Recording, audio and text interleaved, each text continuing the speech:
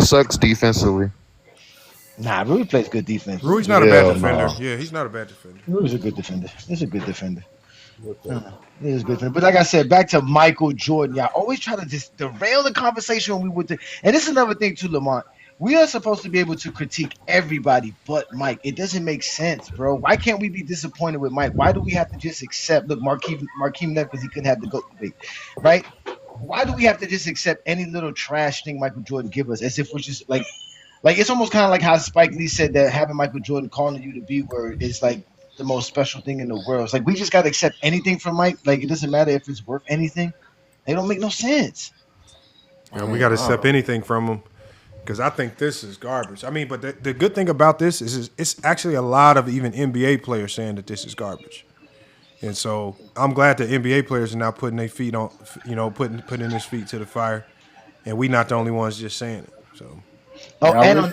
Another thing to just add on that, NBC is horrible. There are a bunch of zesty Jeffries over there, right? And I kind of knew it because we already know Reggie's one, right? We know Jamal Crawford is one. We know Tracy McGrady's one. Now, you got Carmelo, who's under the Jordan brand, right? And Vince Carter's going to fall in line because he's a part of the Tar Heel alumni. But all of a sudden, you got these dudes up here talking about load management instead of talking basketball. And then you got Reggie Miller legitimately don't even know the rules of the NBA and saying that Giannis traveled. Giannis did travel. He didn't travel. He did not travel. By the man rules took of the 5 league, steps. he did not take 5 steps. So your steps don't count until you pick up the ball fully. And so now a lot of what these guys do is they now find exploits in the rule. So once you make that move, as long as you get letting that ball hang, it's called a hang dribble. You can go crazy with the steps because by the rule, them 2 steps don't start until you fully gather the ball. So they're just taking advantage of what is called a hang dribble. Yeah. And this is what they work on all summer. Like a lot of this stuff, they don't do it on accident. They practice it, and there's a reason why refs don't call it. Because it's not a travel. I mean, and on top of that, the NBA has specifically described and defined what a gather is, how you gather the ball. Yes. So yes, if you cuff the ball against your body, you put your hands underneath and hold the ball. That's considering gathering the ball. You don't have to necessarily put 2 hands on it. But at that point in time, Giannis never did any one of those. He never really gathered the ball until he put his 2 hands on the ball. And at that moment, he gets 2 steps, and he had his 2 steps. And on top of the fact that in NBA, you get 2.5 Wasn't the ball steps. spinning his hand? You don't get 2. It's called a hang dribble. His dribble doesn't end. He can still put the ball down on the ground. He can still bounce the ball again. He didn't stop his dribble. He didn't pick up his dribble. Yeah. The NBA count. That's why they give him a gather step because it lets the referee know. Okay, he grabbed the ball. Once he grabs the ball, I look down and he can take 2 steps. Kind of like the 0 step. Kind of like the 0 step. It's called dribble. the 0 step. That's what it's called. It's called the 0 step. It exists in every other basketball besides amateur American basketball. Bro, but this is what happens. Like that's how you know this. This is how you know this era is way more advanced because they will literally break down the rule book and say, okay, this is how you call it. I'm gonna maximize it. And so they're just putting on onus on the league to say, look, you better change this rule if you don't like it. We gonna exploit it. Like back in the day, like a lot of players were getting called for travels a lot more, so the rule did get changed a little bit. No, because you didn't see players back then you didn't see players back then taking advantage of a hang dribble. They got no dribble skills. Right. They don't understand. Oh no, some of the things I saw Dominique Wilkins do, he got called travel for. He got called for hands on the ball when he it was a wrong call at the time. Anyways, referees are allowed to make bad calls. They do it all the time. Sometimes they call a travel when it's not really a travel because it looks that too. But they're trained to notice that, and they'll tell you that. You can go ask anybody. They're trained to make sure to pay attention to that. So it was not a travel, and for him to sit there and try to use that as if he can do some hang dribble or have the dribble skills of Giannis, it wasn't. Hey Johnny, but that's just another form of hate. Like when he compared Austin Reeves to Linsanity, like that's just hate, bro. Like I don't know. I don't like the hate. There's some hating asshole niggas. That's all. It is hate. Hey, that shit crazy. Hey, let me ask a question you to honestly, this. that's not a bad comparison. Linsanity was No, it's not. Yes, it is. Yes, it is. Yeah, man. Bro, Austin Reeves. No, he didn't. He retired. Austin Reeves was averaging 20 last year. Overseas. He retired overseas. He retired. He retired from basketball, period, like 2 years ago. Okay. So, no, what I'm saying is last year, Austin Reeves was averaging 20 a game. It's just y'all didn't believe in that 20. Now, all of a sudden, Austin Reeves has to get to dropping 40s and 50s before y'all actually become true believers, which is sad. He averaged 20 a game for the entire year last year. Come on. He got better. I'm a Lakers fan. He got better since his rookie season. Like each year, you can see it if you watch the games. But every if year you just got better. box score watch, you're not gonna know who's getting better. They don't watch the game. And you know what? They don't watch the game. You know what, though? Hey, Johnny and Lamont, I got to admit, I was one of those people that said that the Lakers should probably look to trade Austin Reeves. And you know what? Last year he put me.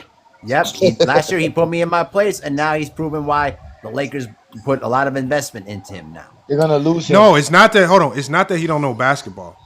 You got to think that everybody who's a Laker fan or basketball, they're looking to put for solutions to the team. So you either got to prioritize quick fixes or player development.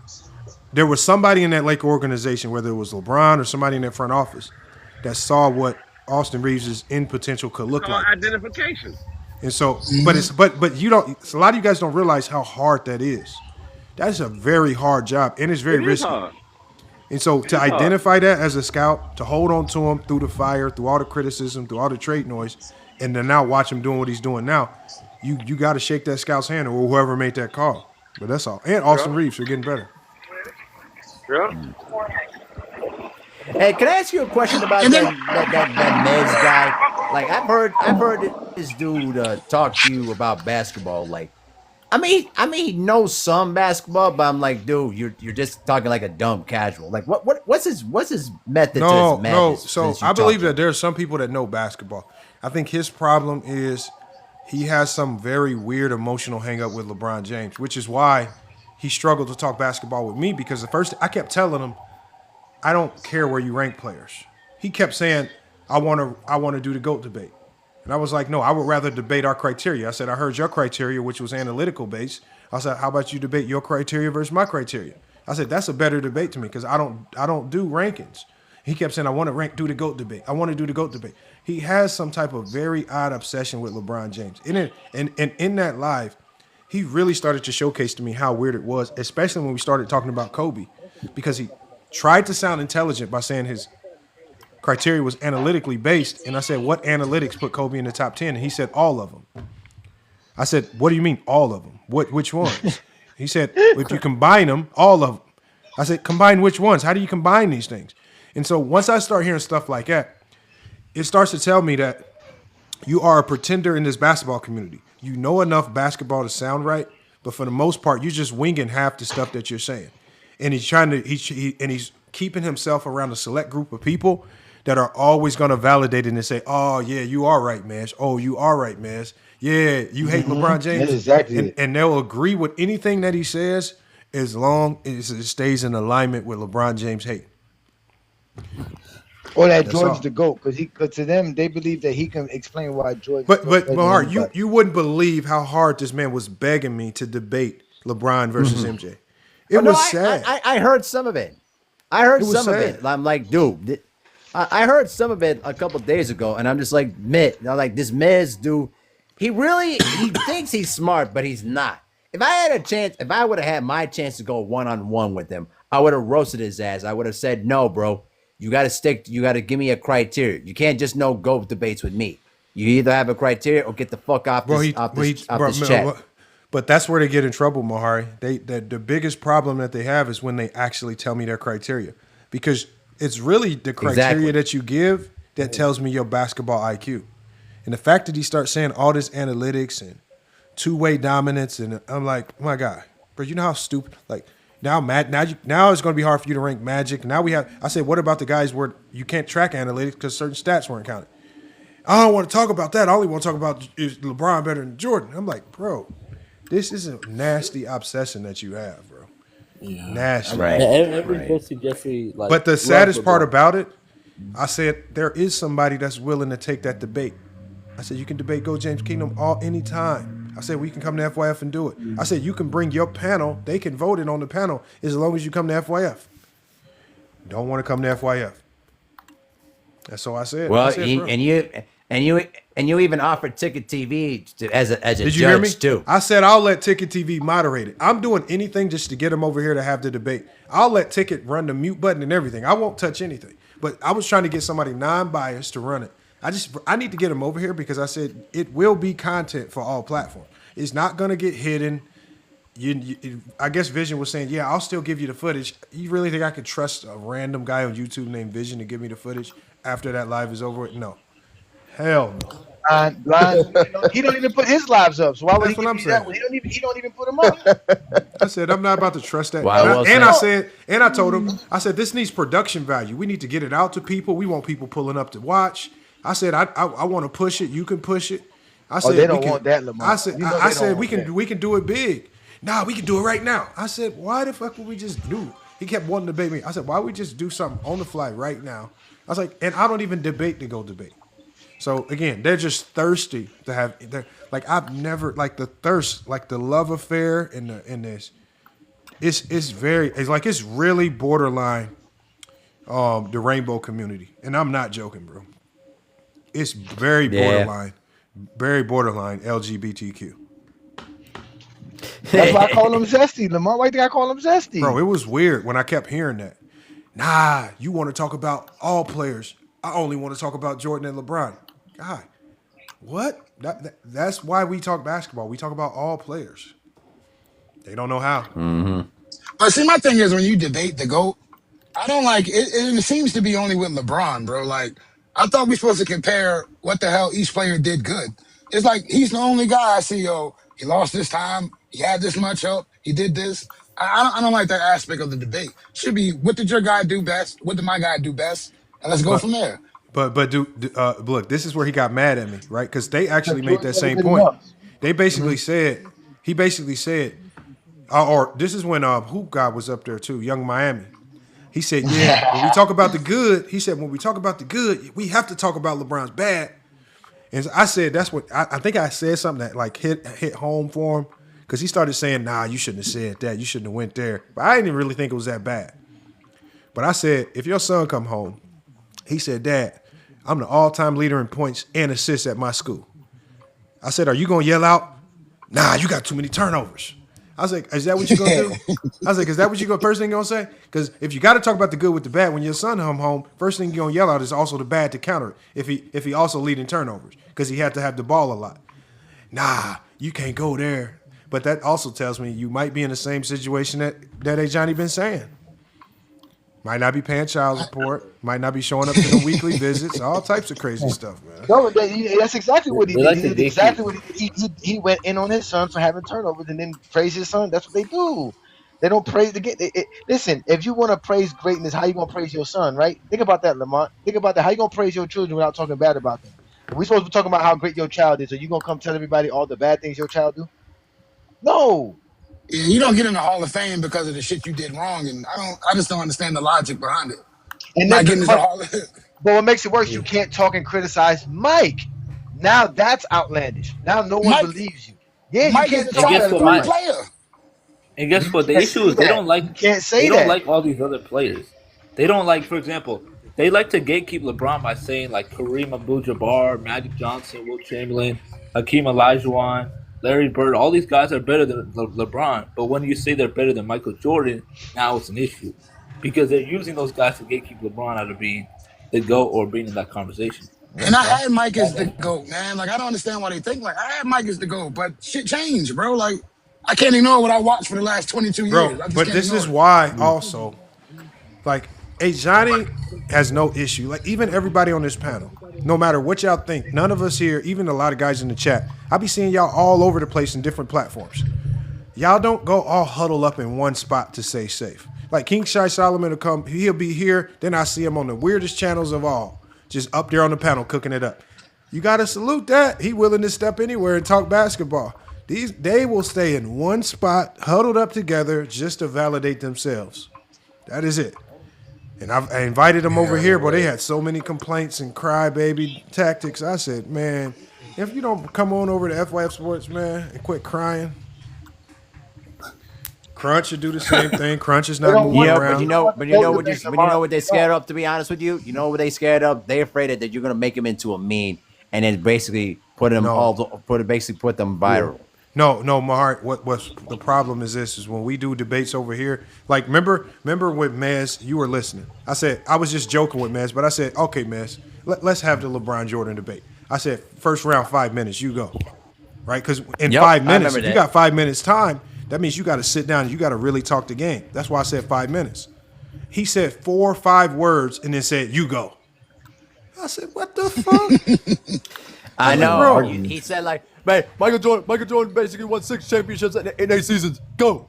Yeah, that's exactly what he did. I said, man, you got to be the biggest. Bro, when I heard, Lamont, when I heard that, I was like, bro, you're a fucking casual. Like, dude, please stop. Hey, Just Johnny, like, that's please exactly stop. what he did, Johnny. I'm not joking at all. He said that. No, I'm surprised. I'm surprised. I thought he would have gave you the line that we've heard constantly is that Michael Jordan has the most championships as the best player in the world. I could No, have. you know Hold what? on. Hold on. Go You ahead. heard it, Mahar. You heard it. He said I like heard it. 7 words. I said 5 minutes, round 1. I'll go next. I said go. He said 7 words, and he said go. 7 And I said, 7 words. man, I said you got to be the biggest dummy in the world, man. But Hey, FYI, no, it's he because. goes. No, go ahead. Yeah, go ahead, man. I was It's gonna say because when this- I was there, when I'm sorry. when I was there listening to this, though, bro, he was going like, man, Michael Jordan basically won 6 championships in 8 seasons, and he basically was the 3rd all-time leading scorer in NBA history. Go. That's exactly, bro. Don't go, James. That's exactly. He kept saying "go" at the end of it. It was the silliest sounding thing. I said, man, you got to be a go. It was so Go. bad. It was so bad that one of their own fans had to come up and say, "Look, they do real debates. Like they have people that vote. They have it's done the right way. They like it's rounds. It ain't like this little because what Mez is wanting to do. Mez is not trying to tell you why he thinks Jordan is the GOAT. He's trying to wait until he hears all your reasons as to why you might have whoever you have as the GOAT, and he's going to spend the whole debate telling people why you're wrong. He doesn't know how to talk about Jordan. It's my mask.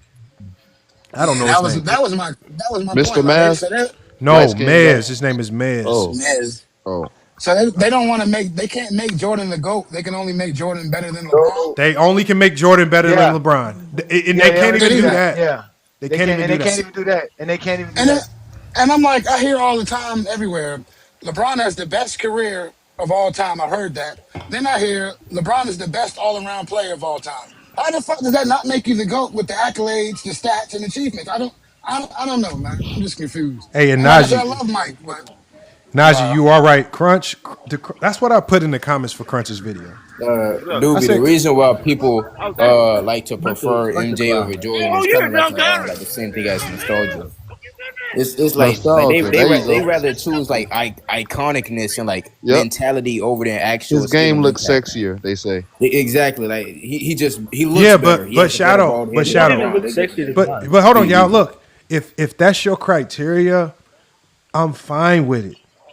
That's my thing is, if you make Jordan the GOAT based off silly criteria, then the rest of your top 10 needs to be formulated with the same silly criteria.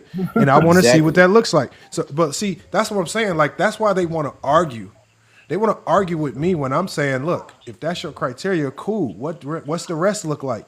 And this is where they start stutter stepping and backtracking because they know if they expose the rest of their list, it's going to expose that they don't really have real criteria. They're just throwing Jordan at the top because they, for whatever reason, they don't like LeBron. It's a very odd emotional connection.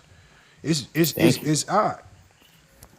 Hey, Crunch is the that same one way. guy that said Crunch is just I don't know how I saw him on Player's Choice, but I never really listened to his takes. The only thing I got out of him was the fact that he just didn't like LeBron. Like once you show that you just don't like LeBron, I just kind of turn you off because it's hard for me to take you serious. And like the funniest thing to me was when he posted that video. I said, Crunch. I'm like, this only looks good to people that like you. Like this don't look good to anybody else. Like it's just neutral looking at it. I was like, your fans are gonna glaze, and I think he had to put it out to make himself feel a little bit better. He needed some people to tell him he did a good job. King Rowe ran in there and said, "Yeah, great job." And I'm like, do y'all actually listen to this conversation? But again, man, this is what they only want one-ups. They only want a Johnny over there so they can find a way to mute him, ask him a million questions. When he answers the questions, they're going to say, you didn't answer the question. That's what they normally do. They will ask you a question. You'll answer. And King Rose. They'll say, you didn't answer the question, even though they're just mad you don't give them the answer that they want to hear. Pull out, excuse me. So it's just... It's weird, man. They are a weird bunch. And the fact that they stay huddled up together, they stay tagging me and A Johnny in every video. Like the no ball TV guy. I wish I could show y'all. In the middle of the night, in the middle of the night, y'all, he sent me a message. Think about this. He sent me a DM. Check this. No, I'm not joking. He sent me a DM in the middle of the night saying, stay out my DMs. If you look at my DMs, he sent me 77 messages unreplied. He messaged me in the middle of the night saying, "Stay out my DM." I said, my guy, I didn't even respond to him. I just screenshotted it, and I'm like, "What are you talking about, bro? I don't respond to you." Nothing. Right. Then he messaged me again saying, "You up at 6 a.m. in my DM, and you probably didn't brush your teeth yet." I said, "You sound like a ticket, bro." If I read the messages that he sent me, bro, if I read these messages, y'all wouldn't laugh, bro. I don't respond to any of his messages. I responded to one of his messages with the emoji where I'm slapping my head. That's the only time I sent him anything.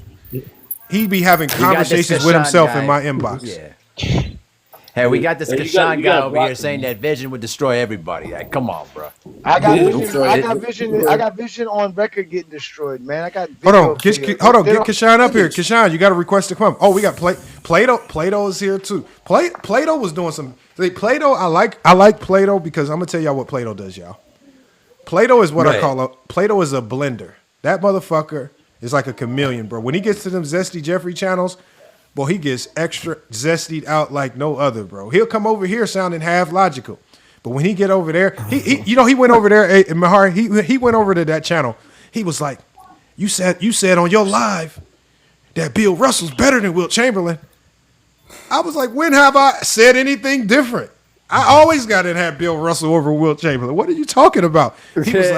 He was making it seem like I was over here like saying, like, I don't know what, like he was saying, he was like, "Nah, you said Bill was better than Wilt." I'm like, I've always said that. Like, I don't know when have I not said that. It was funny, bro. But he's just joining the fray. I know he was just trying to blend. You know, he was the do y'all know in the hood you got the white dude trying to be a GD or something? That's how he is. He's just a white dude trying to be a GD and he just never fit in. Hey,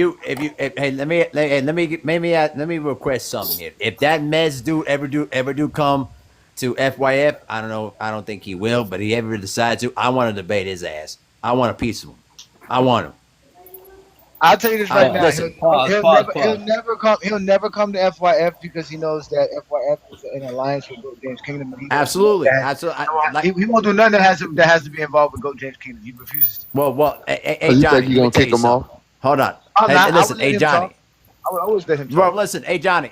I know. Listen, that's why I say if he decides to come, because the big word is if, because I don't think many of them are not going to pull up and show up. Like I could go to Ticket TV anytime I want and talk basketball with them anytime I want to. I haven't talked to him in a while though, but I would basically talk to him about basketball, and he knows what time it is with me, so it's not a big deal.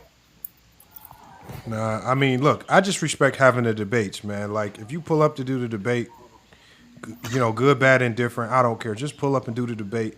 It is what it is. But when you run around and you huddled up and you... Sean is a troll. No, he's a troll. But I'm just saying, when you make up reasons to not come over here as if we really that hostile, like it's like you mute people. So just mute it, bro. Like, bro, I didn't slap you. Goddamn. Bro, they say that because they don't let people talk.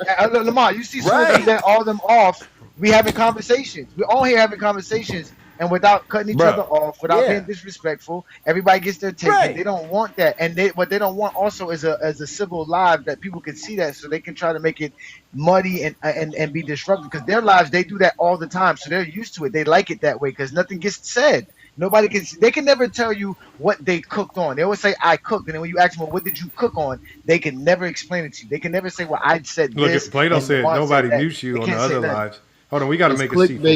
I get muted all the time. What you mean? I get muted. I get what's it called? Reported. My account. Matter of fact, Lamont's live got reported because he was doing stuff with me. I drop back. Hold on, Plato, come up here, Plato. Hold on, bro, Plato, come up here. We gonna let you talk, Plato. I want you to tell us. I want you to tell me about how I have Bill Russell is better than Wilt Chamberlain. I want you to tell me about the time. I want you to tell me about the time that I said Wilt Chamberlain was better. Because I'm according to Plato, I was saying something different on this channel. We got Plato. I want to know this. This is confusing me right here. There we go. Let's hear this. So I'll straighten it out for you.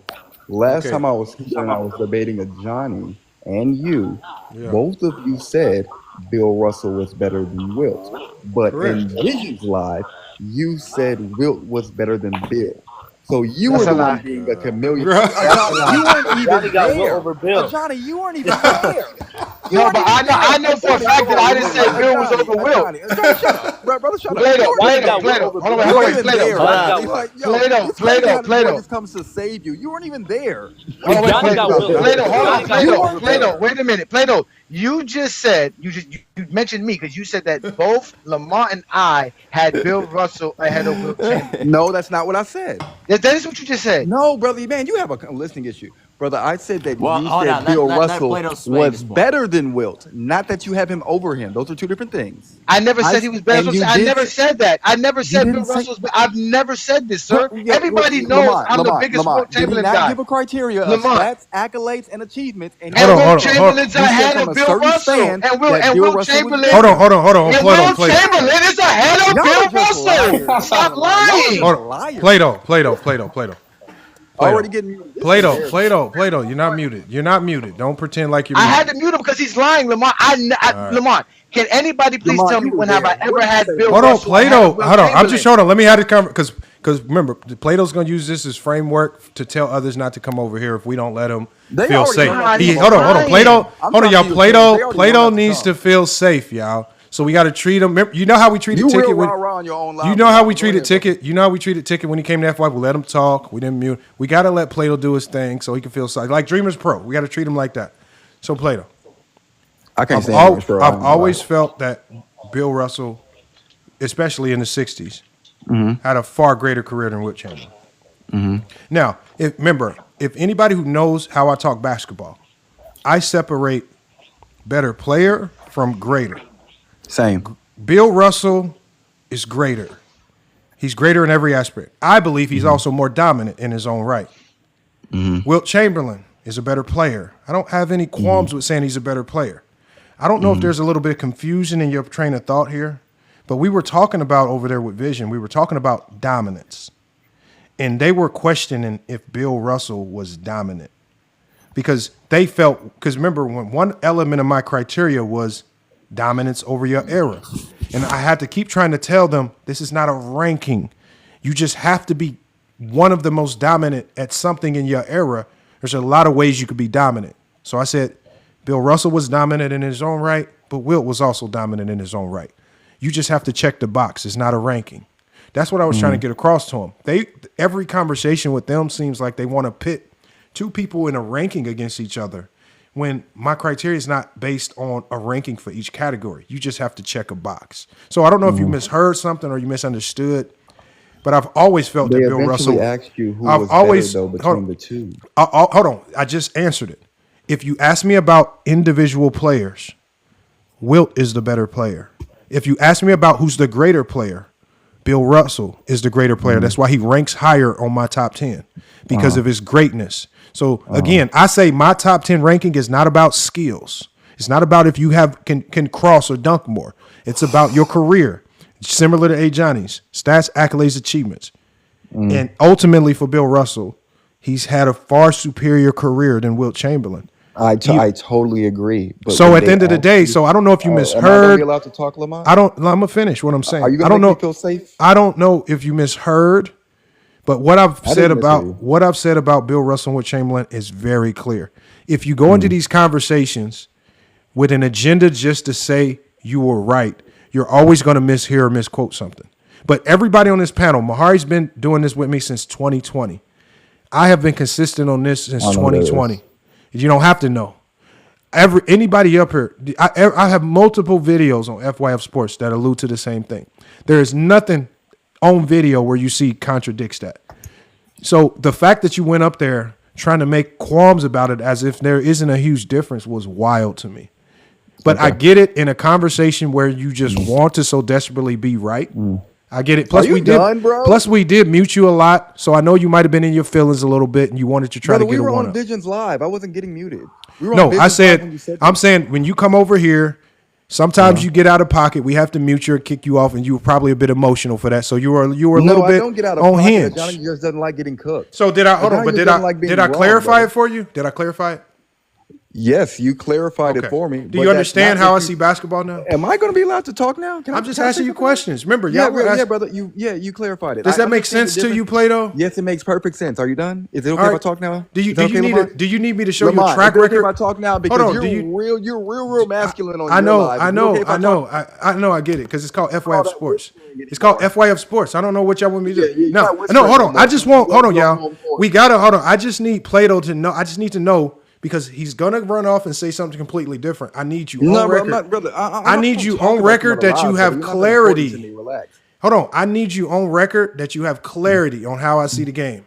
I understand because it's as clear. Because you know what, Plato, I think that I talk. Hold on, Plato. I think I talk good. What I'm telling you is that in Visions Live, you said Bill Russell was a better player than Wilt. If it wasn't recorded, over here, you said Bill Russell was better with a better individual That's a player lie. than Wilt Chamberlain. It's a not recorded. You don't have it. Okay, hold on, y'all. Plato says that over there, I said Bill Russell was a better skill. So hold on, Plato. Allow me to finish. Plato, hold on. No, let's just break it down. That's your argument. Hold on, Plato. Let's just dive into. Hold on, Plato. Plato. Let's dive into this conversation. What skills did I say make when we talk? Because if I said that Bill Russell was a better player, I'm trying to answer your questions right what now, skills did I say make Bill Russell a better player than Wilt Chamberlain? I just listened to your soliloquy and now you won't let me talk because this is what y'all. But you can't lie, Plato. Brother, brother. If you would let me finish, I'm sorry if you heard wrong, Plato, but you heard wrong. Okay. It's okay if I'm done. I do apologize. You heard wrong. Okay if I talk now, brother? Just don't lie. Yes, it's your lie. Okay, cool. Go ahead. Let him, Lamar. He's hurt about the other night. Let him vent. Yeah, I'm so hurt. Anyway, I was debating a Johnny. And you made the mistake of co-signing the BS he was saying because he said from whatever time span that Johnny gave, I think it was like 57 to 69 or something. I don't know. I don't remember the time span. But so best player on the championship team. We got to clarify what we're talking about. No, Go that's James. not what we were talking about. Were we talking about the best player on a championship team, correct? No, we were talking about being the best player in the league because I just gave my criteria. Best player in the league when your team wins the championship. No, just best player in the league. He's right. We're talking about best player in the league. Go ahead, continue. Thank you, Johnny. I appreciate you being honest. That was the conversation. And then Johnny said, well, Bill Russell was better than Wilt Chamberlain. And I said, well, how could you think that? Because Wilt is clearly a better individual player. And then he gave his criteria for it, which was stats, accolades, and achievement. That is what he gave, okay?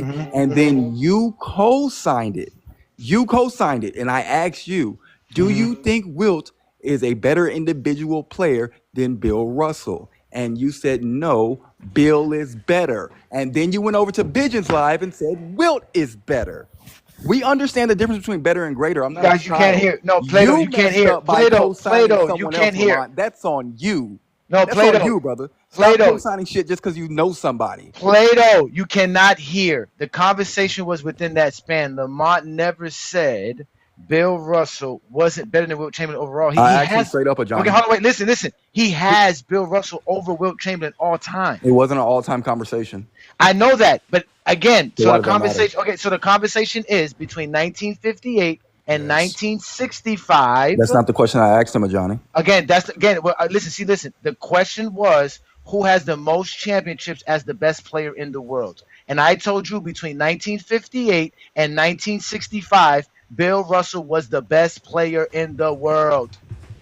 Oh, and also, hold on. Also, Dion from Ohio. Hold on, Dion. The beauty of this Dion from Ohio is that same live will be aired live on FYF Sports on YouTube tomorrow. So tomorrow, I think it's on right now, Lamont. I think no. That was the no. It was the one after that. Okay. And so tomorrow, what we're gonna do is now we're gonna have to watch it closely so we can see how flawed Plato's ears are, because we don't shy away from re-airing these live streams, Plato. It's going to be re-aired live tomorrow. And I want you to do, Plato, if you have the gumption to come over to YouTube, create a YouTube account. I don't know what gumption means. Don't just stay on YouTube, but you come over there, create a YouTube account, and watch. Because we don't shy away from it. So again, I'm looking forward to hearing me play his live. I'm looking forward to us. Remember, he said, I remember this vividly. Because it was best player, in the league while winning a championship, because obviously it's an oddly constructed criteria because you have to do odd things to try to make these weird, silly things. So this is why we entertained it, because you guys don't believe Bill Russell was the best player in the league while winning championships. That's the only reason why we even got to that conversation. Facts. So, and that's how we know we weren't talking about a specific year. We were talking about a range of time. And if we're comparing players with a range of time, we weren't talking all time. If we were talking all time, I would have said Wilt Chamberlain is better than Bill Russell. It's okay if I ask you I got all the answers. I always told you I got all the answers. All right, cool. Based off that criteria of being the best player, stats, accolades, and achievements, from 2015 to 2019, does this mean Stephen Curry was better than LeBron James? No, he wasn't. Windows again. But based on your criteria, he was. We got Windows again. No, he wasn't. Based on your criteria, stats, accolades, and achievement, he was. LeBron's got the stats. The accolades No. and LeBron achievements put go up to better Steph, stats. do they not? LeBron put up better stats and won a championship and finals MVP. Curry never won. Stephen Curry was not the best player between 2015 and 2019. He might have been the best criteria. He might have been the. You might have said just like this. You might could say in 1960, was it 62? Wilt Chamberlain was better than Bill Russell. Hold on, time out. He might have been the best regular season player. Hold on, King, because I'm really trying to understand Johnny. Johnny, I'm going off your criteria. You said stats, accolades, and achievements. From 2015 to 2019, LeBron's got the stats. The accolades and achievements, I would imagine they both have the same number of All-NBAs because they're both making All-NBAs during that 4-year time span. But Steph has 3 championships to LeBron's 1 and 2 MVPs to LeBron's none. So how do the accolades and achievements go to LeBron? Because LeBron James was the best player in the world. Stephen Curry wasn't even the best player. Exactly. Yeah, y'all. You see the disingenuousness? You see it? Welcome to It's FY not disingenuous. Again, hold on, wait. Plato. This is what they do. Plato, listen to what you're doing, Plato. You are changing the conversation. Remind you. Wait. No. Remind you. Embarrassing. Listen, it's not embarrassing. See, look, this is what they do. Go ahead. This is what they do. This is what they do. See, look, it's nice to do. Again, he took a 4-year span when mind you, LeBron won a championship in that span. Why did he leave? No, I kicked him off because he wasn't gonna let me say what I had to say. That's what they do. That's what I'm saying. Man, you can't kick him. You cannot kick these guys. He thinks. Hold on, wait, no. I have to kick him, Lamont, because they don't let me get to speaking. He said from 2015 to 2019 was Stephen Curry the better player or the best player in the world? He wasn't. He wasn't the best player in the world. When was Stephen Curry ever the best player in the world? Well, my question. That's what he's trying to do. Why is he shorting it to a 5-year span when Stephen Curry won 3 championships and LeBron won 1, and LeBron beat him? It's clear as day that it's clear as day Stephen Curry didn't win more MVPs because he had an MVP on his team. Yeah, but I think the fair question. I think the most fair question would be is why is he selecting a window of time to compare to players as opposed to just comparing their full careers? That's what I wanted to ask him before he left. I was like, we don't compare. You can let him back up for that. You can let him back up for that, but that's what I wanted to. That's what I wanted to ask you. It's not the same thing.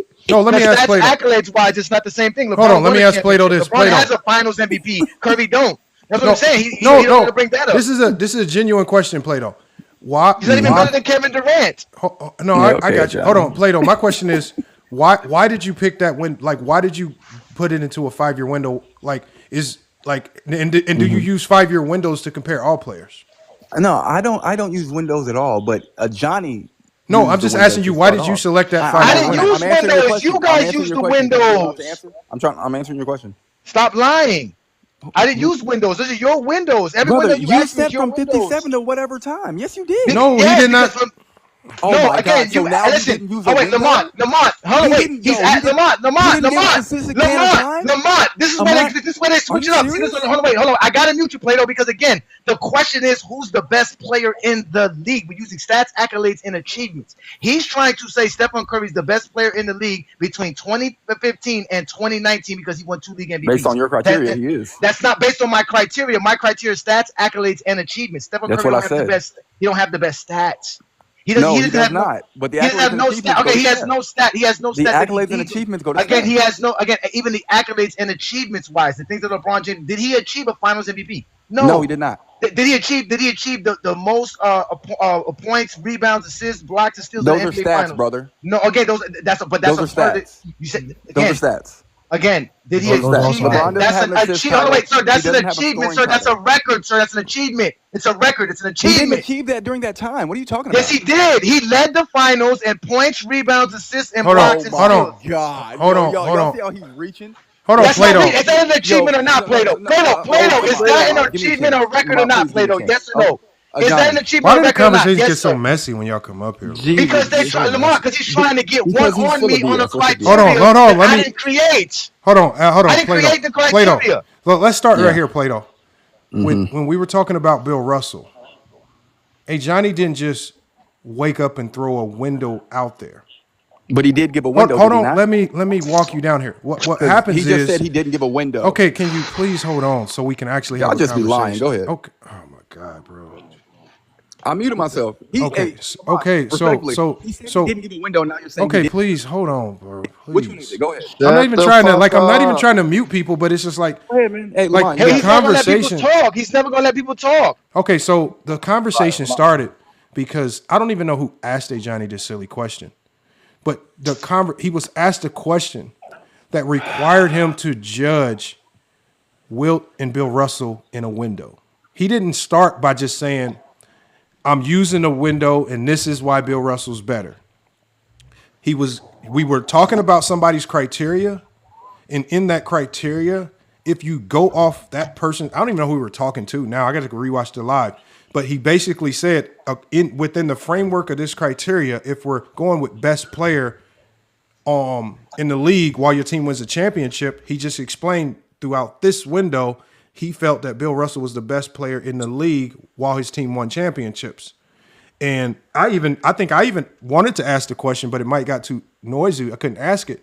I was going to ask y'all, if Bill Russell wasn't the best player on those teams, then who was the best player on the team winning the championship? Because it had to be somebody. It was Bill. No, it was Bill. No, so again, when you guys have criteria that requires windows, he has to answer it with a window of time just to show you how your criteria is flawed. He didn't start with the window. So my question to you is, it's not his criteria to use windows. He has always been about your full career, stats, accolades, and achievements versus the other guys. So why are you hanging somebody else's criteria on GOAT James Kingdom?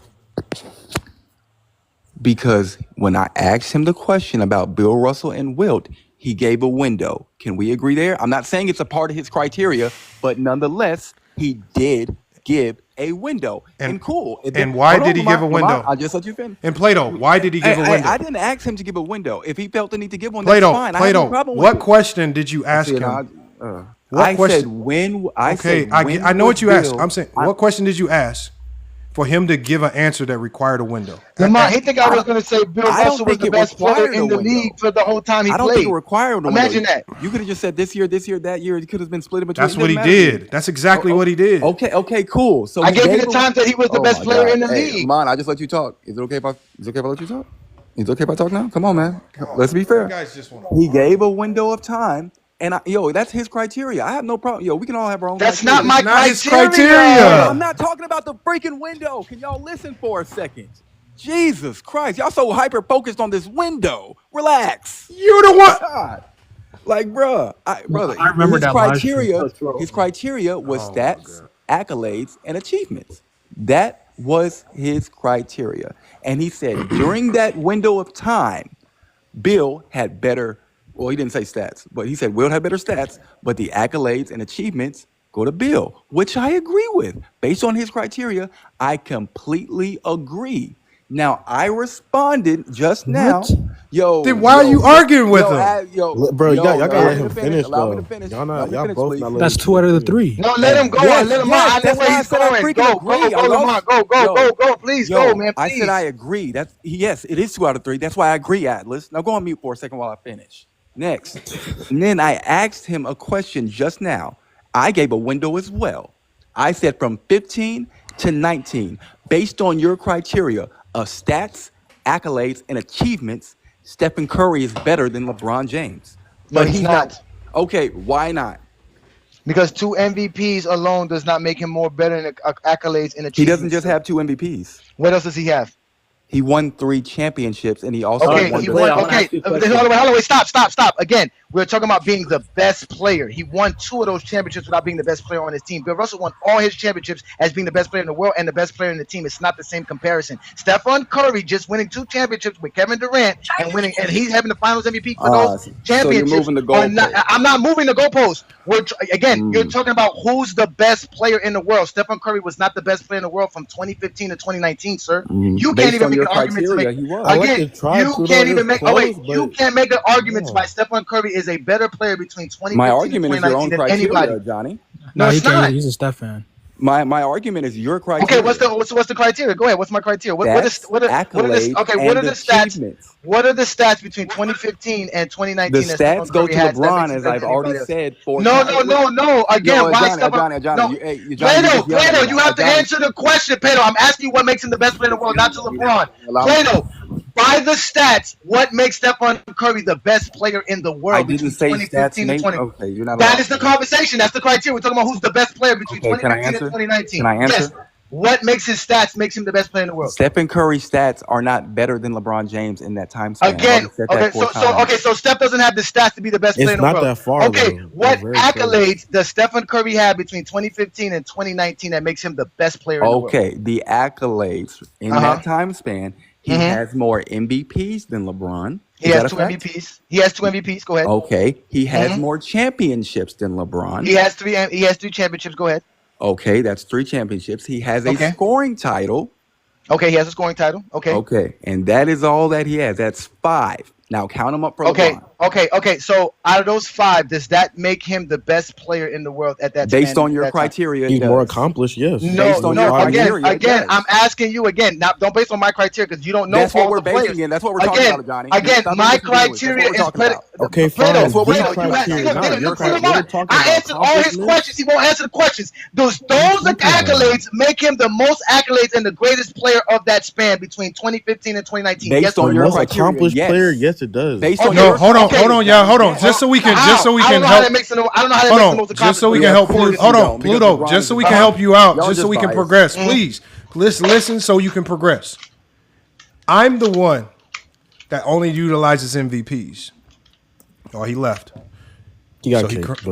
We didn't kick him. He didn't get kicked. We didn't kick him. He left.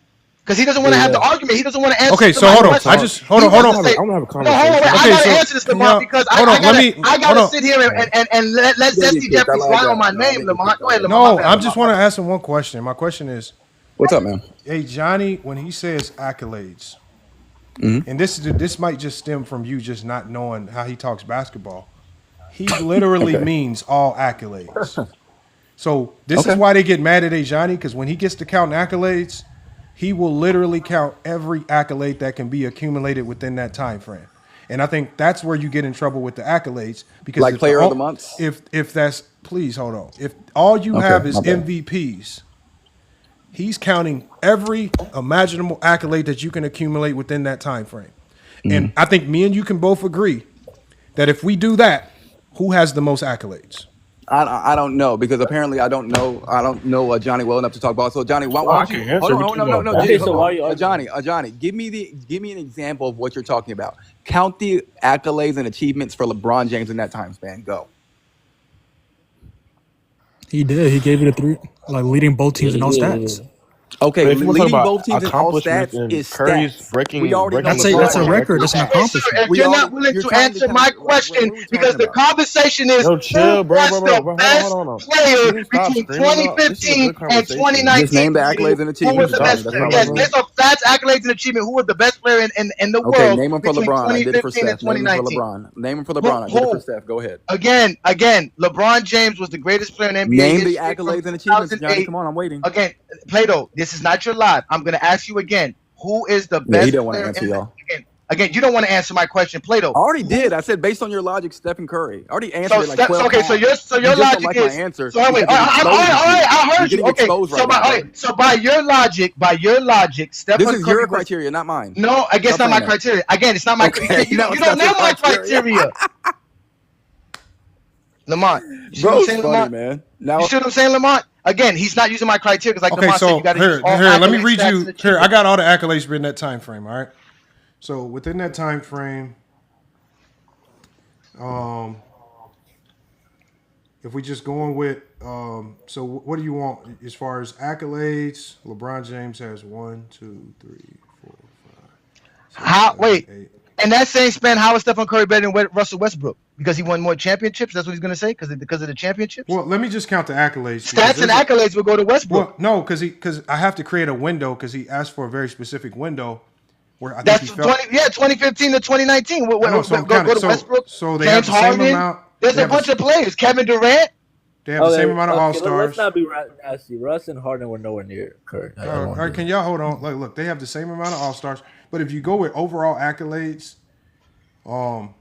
Stephen Curry got the MVPs. Hold on, if you want to say that, then he has the Steph MVPs. has 1, 2, 3, 4, 5, 6, 7, 8, 9, 10. So over that time frame, at least as far as the accolades that NBA.com counts, he has 11 accolades. And we're using all accolades. If we count for LeBron James during that time frame, all his accolades, it's 1, 2, 3, 4, 5, 6, 7, 8, 9, 10, 11, 12, 13, 14, 15, 16, 17, 18, 19, 20, 21, 22, 23. He has 24 accolades from 2015 to 2019. That includes Player of the Week, Player of the Month. That's all NBA, All-Star selections. That includes all of that. So again, and then if you want to go to achievements, it depends on James is going to have to tell you what the achievements are, but that what you'd have to do then, the achievements can get dicey because. So what he wants to say is that Stephen Curry, based on my knowledge or from my stats, is that Stephen Curry is the best player in the world between 2015. Yeah, but first you have to convince us that he's the best player in the world. And some people argue. Hey, that's what I try to tell him. Tell me how he's the best player in the world. He wasn't even the best player on his team. Exactly. So hold on. That's what you don't understand. Hold on, that's a good question. If he doesn't have Kevin Durant, all those accomplishments don't happen. LeBron James has the championships. LeBron James has the finals. Let me ask him. I don't know where he keeps dropping out. He keeps leaving. I kicked him off because he wasn't gonna let me. He wasn't gonna let me get my speech on. That's the problem. They don't let me speak. That's what they don't understand. He's over here telling me all this nonsense about what's the records, that's accolades and all that stuff. Yeah, but all we're saying is when you bundle it up into a 4-year window, it's like hard to measure. Now we have to tally up how many threes you made during that span and was it the most all time, and so it gets convoluted. It's better. No, I mean the criteria was built for career versus career because we have totals. I go for careers, but again, my criteria. But even if when my criteria predicated on Bill Russell, the conversation was who was the better player between 1960 to 1960, whatever. Because that's their conversation. To their mind, between 1960 and 1965, Bill Russell was not the best player in the league. Okay. Right. So he doesn't believe that. But he wants to say that he can use because he's going to make a 5-year window for Curry, who achieved more than LeBron James as far as accolades and achievements wise. To say, well, he's better than LeBron. But again, is Stephen Curry the best player in the world? No, he's not the best player in the world in that. I was sitting here just listening to y'all conversation. I really like the conversation. Who is that talking anyway? I can't tell. That's Gio. That's Gio Cadence to the bottom. But I saw Pluto talk like the way that first argument y'all had about the past, he agreed with you. So then he thought to himself, right, with those, with what y'all was talking about, with whoever's criteria, however y'all was talking about who was better, he used that same equation on Curry and LeBron. No, he didn't. No, yes, he did. That's what he tried to do. That's what he tried to do. He was trying to say, let's compare who's the best player in the world, Stephen Curry or LeBron James between his 5 years. Yeah, but Gail, the problem is this. When we sit down and create criteria for the best player of all time, it's not designed for a 2 or 3 or 4 or 5 year window. It's your career versus my career. Because if I start playing around, picking windows of time, because that's like, it's just very weird. And so now it becomes unfair because now you're holding my all-time criteria over a window which it wasn't even designed for Windows because in Windows, there's so many other things we have to incorporate. And that's where I feel like when we have disingenuous conversations where we know that his criteria is for all time, why are we trying to create windows because I can create a window to say that I can create windows that say Eddie Jones was better. First. I can please. Why do y'all like blurt stuff out? I'm gonna let you go, Plato. I've been fighting for you up here to keep you on. Go ahead, bro. My bad. Every time we talk, I don't know why y'all like. I told you, I like 4-year-olds. I can create a window in time. I can create a window where Eddie Jones is better than Kobe. Hold on. And so at the end of the day, yeah, once we start doing silly stuff, what are we trying to accomplish? Because if you're trying to poke holes into his criteria, then just tell us why you feel the criteria is flawed. And then what you then can do is tell us what your criteria is so we can put your criteria to the test if yours is better. What I hate is for people that cry about other people's criteria, but you have nothing else to offer up that's better. So what you can do, Plato, is if this criteria of stats, accolades, and achievements is flawed because you're trying to show us how bad it works with Windows, then what's your criteria? And we can see if yours is flawed.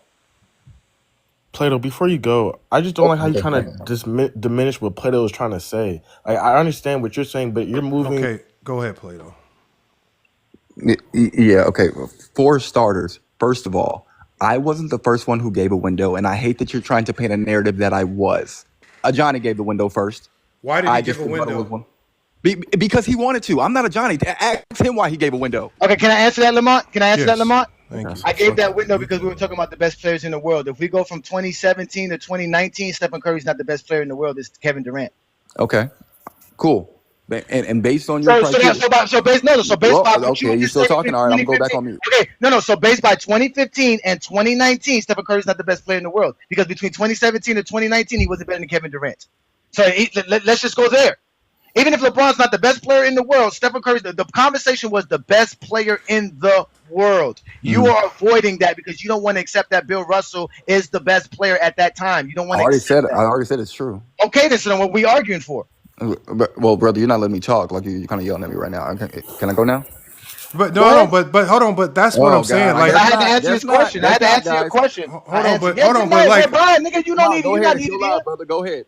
Hold on. No, but Plato, this is the funny thing about it. If you agreed the entire time, then where did this argument even stem from? Like, why even question the criteria if you agree? Because Jordan's career is not enough, Lamont. Jordan's career is not enough. That's how Jordan's I know. career is not enough. That's why I'm thinking there's a little bit of manipulation you're doing. Are you going to allow me to answer? Are you going to allow me to answer? It seems like the argument is Are stemming you going to from allow me to somewhere. answer your question, Lamont? I just can't. I don't know where this stemmed from because No, it's a very bland point. I don't agree with him. I agree with him based on his criteria. I'm not one to say someone's criteria is flawed. Like when you were in the other live giving your 2020, you just said you I was agreed. like, yeah, based on his criteria. Okay, so what's your criteria? Okay, so brother, now brother, so how we can am I talk. gonna say he's wrong Okay, based Plato, on so his we can criteria? talk basketball. What criteria have you formulated in your mind that does the reverse? Can I finish saying what I was saying before we get there, brother? Because I was still talking. Never when you cut talk me off, basketball, brother. bro. Okay, Y'all okay. never want to talk about your own but takes. I would like to get my point out. I would like to give a rebuttal instead of y'all just being able to talk and say whatever y'all want. I understand it's y'all's live, but allow rebuttals, man. If that's all right with you, man. We just said you agreed, man. Oh my God, brother! I agree based on his criteria. Based on his criteria, he is correct. Hold on, yo, King. Hold on, man. Based on Gold James criteria. Okay, with so Bill go Russell ahead and with your Wilt. rebuttal. Yep. Go. Thank you. Based on his criteria with Bill Russell and Wilt, yes, he is correct. Based on his criteria, I applied his criteria, and then I also gave a window of time, just like he did.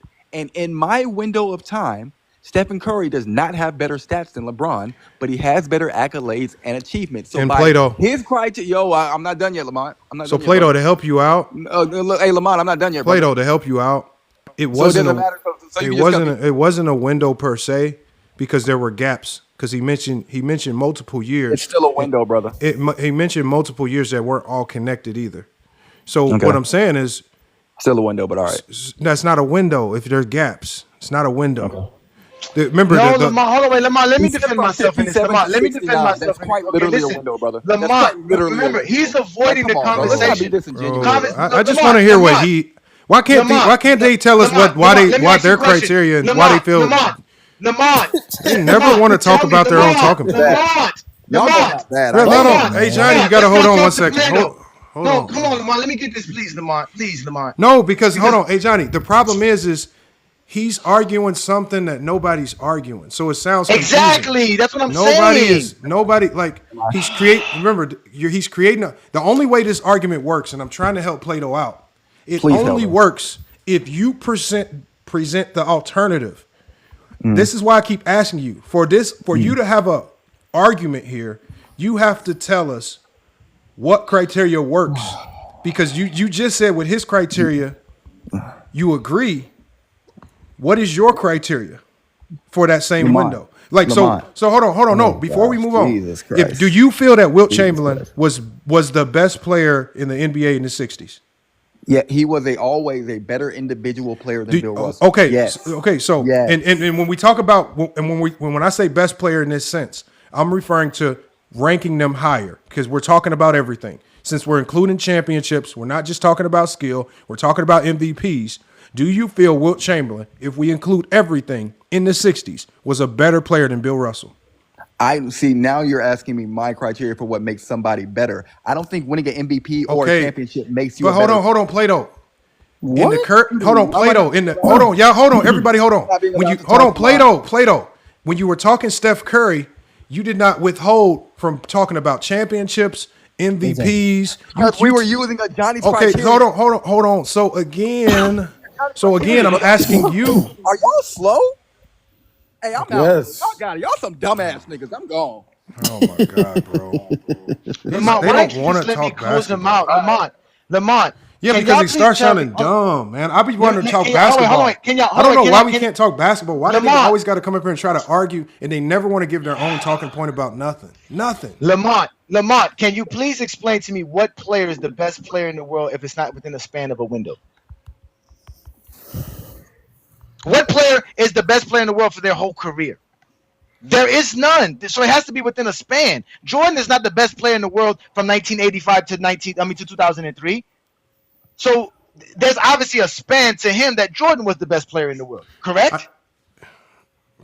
That's the conversation. He has yet to prove to us why he thinks Stephen Curry is I don't think Stephen Curry, by the stats, accolades, and achievements, Stephen Curry is not the best player in the world between 2015 and 2019. He might be considered the best player in the world for 2 years, but not for all five. But this all like this question, like the reason why when you said that we didn't argue with you, because we've already heard your we know what you mean when you say accolades. Like we know when you say accolades, you're not just stopping at MVPs. The problem with people like Pluto, because he just pops in and pops out and he hears what he wants to hear, when he hears accolades, he's just thinking one or two categories and give the award to Steph Curry and rah, rah, rah. And it's just like, my guy, if we look at accolades the way Johnny uses them with his criteria, it's not close. LeBron easily has two categories. And if you want to give achievements to Steph because of the championships, he can have it. He's still lost in the three categories. That was my whole point. He still loses in stats. That's not an argument. He loses in accolades. I just counted them off. LeBron wins out even in the same criteria. That's the problem. But because he comes up here, and he wants your criteria to be what he frames it as, which is just MVPs. He doesn't want to frame it the way Johnny counts accolades, which is literally everything. Like he's presupposing Steph Curry is literally the best player in the world. But let him, even if he presupposes, according to the framework of this criteria, Steph Curry does not have enough accolades. That's exactly the point. If you ask me when was Stephen Curry the best player in the world, I'm never going to give you 5 years. The same way if he asked me if Bill Russell, that's why I didn't give you 10 years for Bill Russell. I didn't give you 11 years for Bill Russell. I gave you 7. I gave you 7, 8 years. Because he was the best player for 7, 8 years. There was not more than 2 years where you could say Stephen Curry was the best player in the world. So it doesn't exist. Joe Mel, come up and I'll tell you all the accolades. I read it off earlier, or at least I counted them because I didn't want to spend time reading them all off because it'll take forever. But if you pull up, I'll read them to you. There's a spot open for you up here. I mean, maybe I'm slow because I didn't understand nothing that. I was in the live originally when they were talking about the best player in the world versus the best player on the championship team. It gets confusing when they take a segmented conversation that's very specific, and when you pull it from the context of what we were talking about, and you just try to talk about it as if this is the claim we're just making. Like, Johnny didn't mention any windows. He doesn't talk in these weird windows. He's big on your career versus my career. And so when they segment these careers and they try to say, oh, this is why Wilt was better, well, it's not better. It's not, even if you put it in windows. And especially with his criteria. His criteria is very easy. Like, I remember Johnny bringing up specific years where Bill Russell was the best player. But why did he bring up those years? Why did he even get specific and have to say years? Somebody told him. I remember that. Because he was asked the question. He was asked the question. The best player on his team. So you ask questions and get mad when he uses Windows when you ask a question that requires Windows. What are you That's what supposed I'm to trying to do? explain. Exactly. If he would ask me when was Stephen Curry the best player in the world, or who was the best player in the world between 2015 and 2019, I would have told him, well, it's really a split because that's too small of a window. There was not one player dominant enough to say that they dominated that little small 5-year window. I think We're talking about LeBron the did. 60s. You can Yeah, you say can say LeBron, LeBron but did. in reality, it's hard to say if you just take those 5 years, it's not LeBron. Yeah, Kevin Durant has an answer, bro. I think There's Kevin LeBron was. Durant, Harden has an answer, I think Westbrook has LeBron an was. answer in there. So does I think Stephen Curry. But I again, think that's a LeBron. small window. We're talking about who's the best player in the world. For me, LeBron's the best player in the world from 2008 all the way to 2021. And when you do all of that, no one accomplished more than LeBron James in that span. And for me, I think from 2009 to 2020, LeBron. That's why I say practically every year in the 2010s, LeBron was the best player. So I don't really hear the argument. Yeah, but I respect everybody's opinion. But look, and I know you, King Shai Solomon, you probably have a criteria for saying that. It just annoys me when people come up here and all they want to do is challenge other people's opinions, yet they don't have one to be challenged.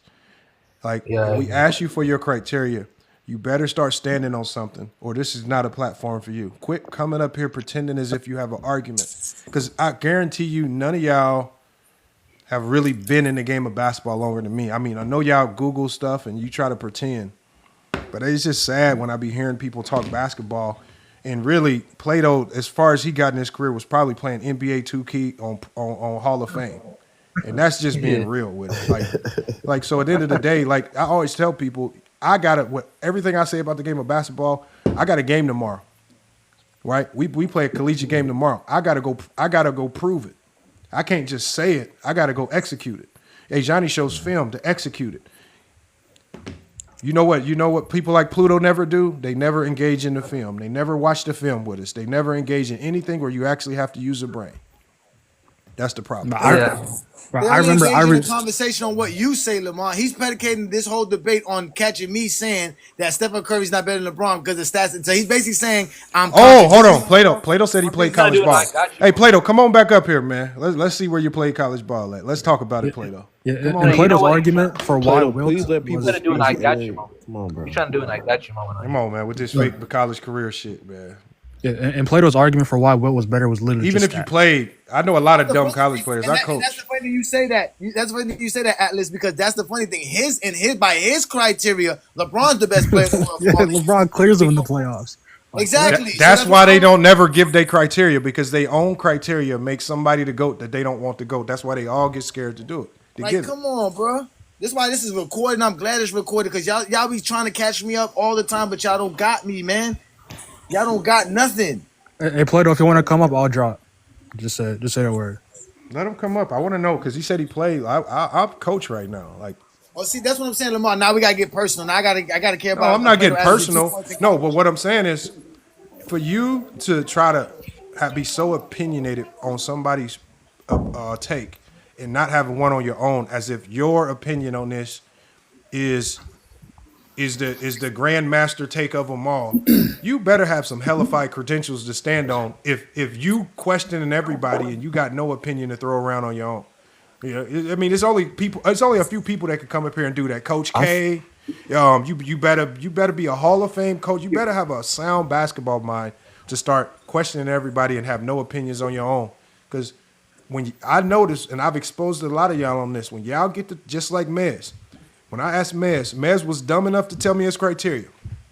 As soon as Mez told me his criteria, I knew he might be one of the biggest phonies on this platform. That's how. Because the criteria challenges your basketball mind. And when I start asking people for their criteria, what do they run around doing? No. Let me say this. No, just get to the criteria. I want to know how you see the game.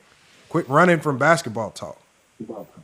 Now you only played D2. I don't care where you played, Plato. I want to hear your criteria.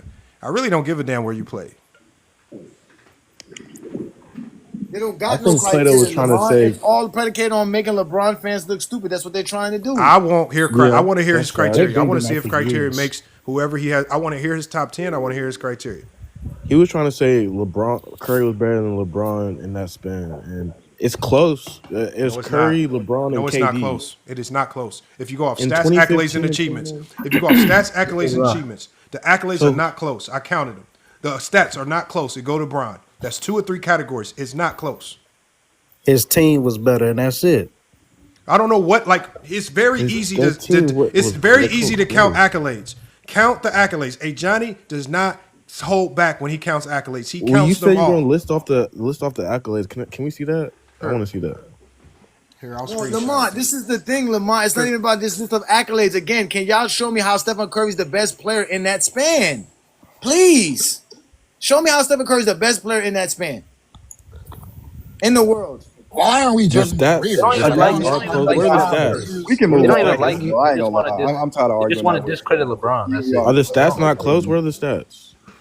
I can read out the stats. The stats aren't close. I ain't gonna lie. They're not close, bro. Let's just do the career and see if it's close. Besides efficiency stats, and FYF, you're somewhat right. I didn't know what Johnny was counting player of the months. I didn't know that. I keep saying the stats not close. I didn't know that, bro. What the stats I are, didn't know so we do that fucking over here. deep for My myself. bad. And again, I don't judge people's criteria. So if he counts that, yeah, LeBron got it. Okay, Player so of the month don't move me personally, but what's your criteria? doesn't matter. It's his criteria. I mean, I want to know a criteria. If somehow in a window, I mean, I don't know. I don't know how you see the game. What's your criteria? No, brother. I wasn't trying to say Steph is better than LeBron. I think in that time span, LeBron is. No, I know. We're just moving past that so we can just talk basketball. Oh, okay. How you see the game? What's your criteria for being a better player than someone else? For the greatest players in NBA history. Oh, for the greatest players in NBA, simple championships while being the best player in the world. That's it. Hold on. So your only criteria is championships while being the best player in the world. Now give us your top 10 based off that criteria. Hold on, Johnny. Give me a second. I got the floor right now. If you don't mind. Yeah, Lamont's gonna ask you that. Now give us your top 10 of that criteria. Hey, by the way, Plato, I just want to let you know, you are dangerous. I'm sorry, Lamont. I can't let people disrespect me, Lamont. I asked him a question. He has to answer. If he can't answer the question, go kick rocks, bro. Kick rocks. He said that criteria is predicated on just saying Jordan's the GOAT. He's not going to tell us who his top 10 is. Yeah, but once it's analyzed, we got to see if it makes Jordan the GOAT. No, but give us your top 10 off of that. Off of that, give us your top 10, sir. Okay, so Plato, what's your top 10? No, hold on. What's your top 10, Plato? What's your top 10? I don't even have a top 10. I just do like the first 3 players. Get the fuck out of here. You see what I'm saying? Get the fuck out of here. See what I'm saying? You don't talk basketball, man. Conversation. Keep kicking them off. But you know what? Hey, I'll make one up on the spot just off my own criteria because it's a simple criteria.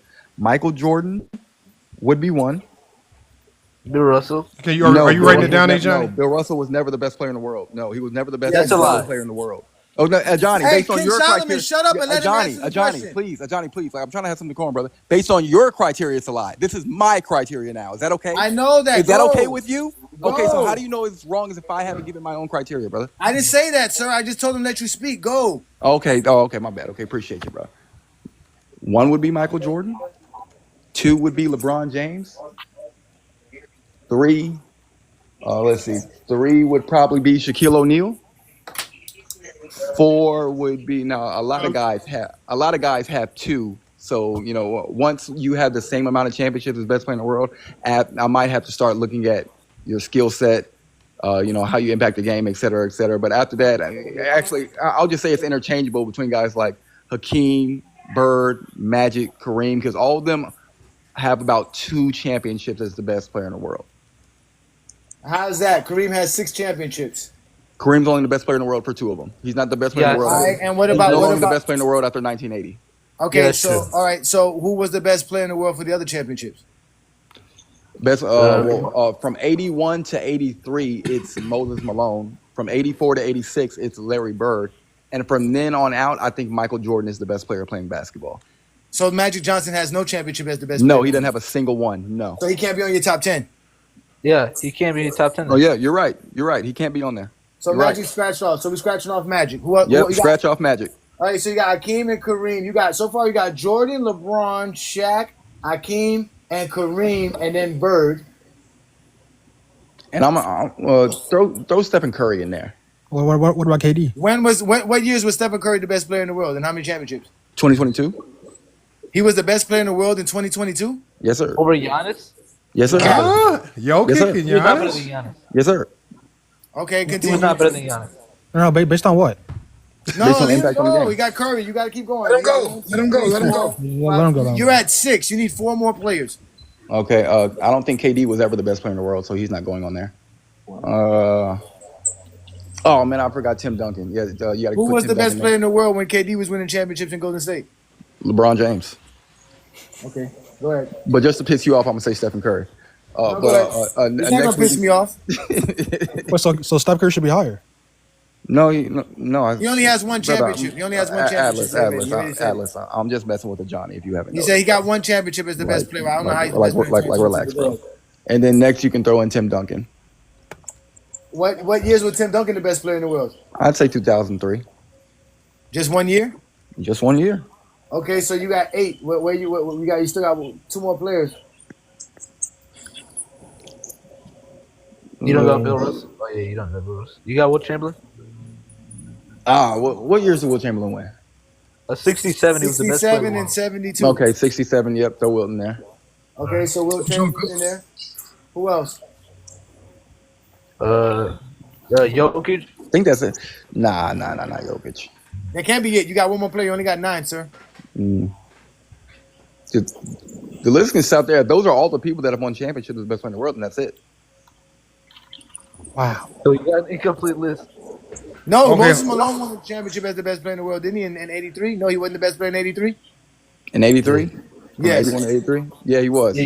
Okay, so Moses is in your list. So Moses tops off your line. So you got Moses Malone in your top 10, and you be on TikTok talking basketball every day? You need to go find a new criteria. Go ahead. Hold Lamar, on. Do you want to see? Do you want to see what the? Hold on. And Plato, this is obviously. Wait, I thought we can't disrespect people's criteria. What happened to that? Hold on, Plato. That's Okay, cool. Go ahead, Plato. So I'm going to tell you what the algorithm said because I think your criteria. Your top 10 is horrible. I think your criteria is.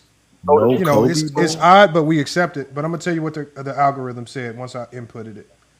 Okay. So the ask. The algorithm. What algorithm? Where is this It's algorithm? just ChatGPT Pro. That's all. Okay, cool. So I put your criteria in, and so it summarized it. Obviously, your summary was very easy. Alpha status at the time of winning a championship. Correct. That's how. Oh wait, did I say Kobe?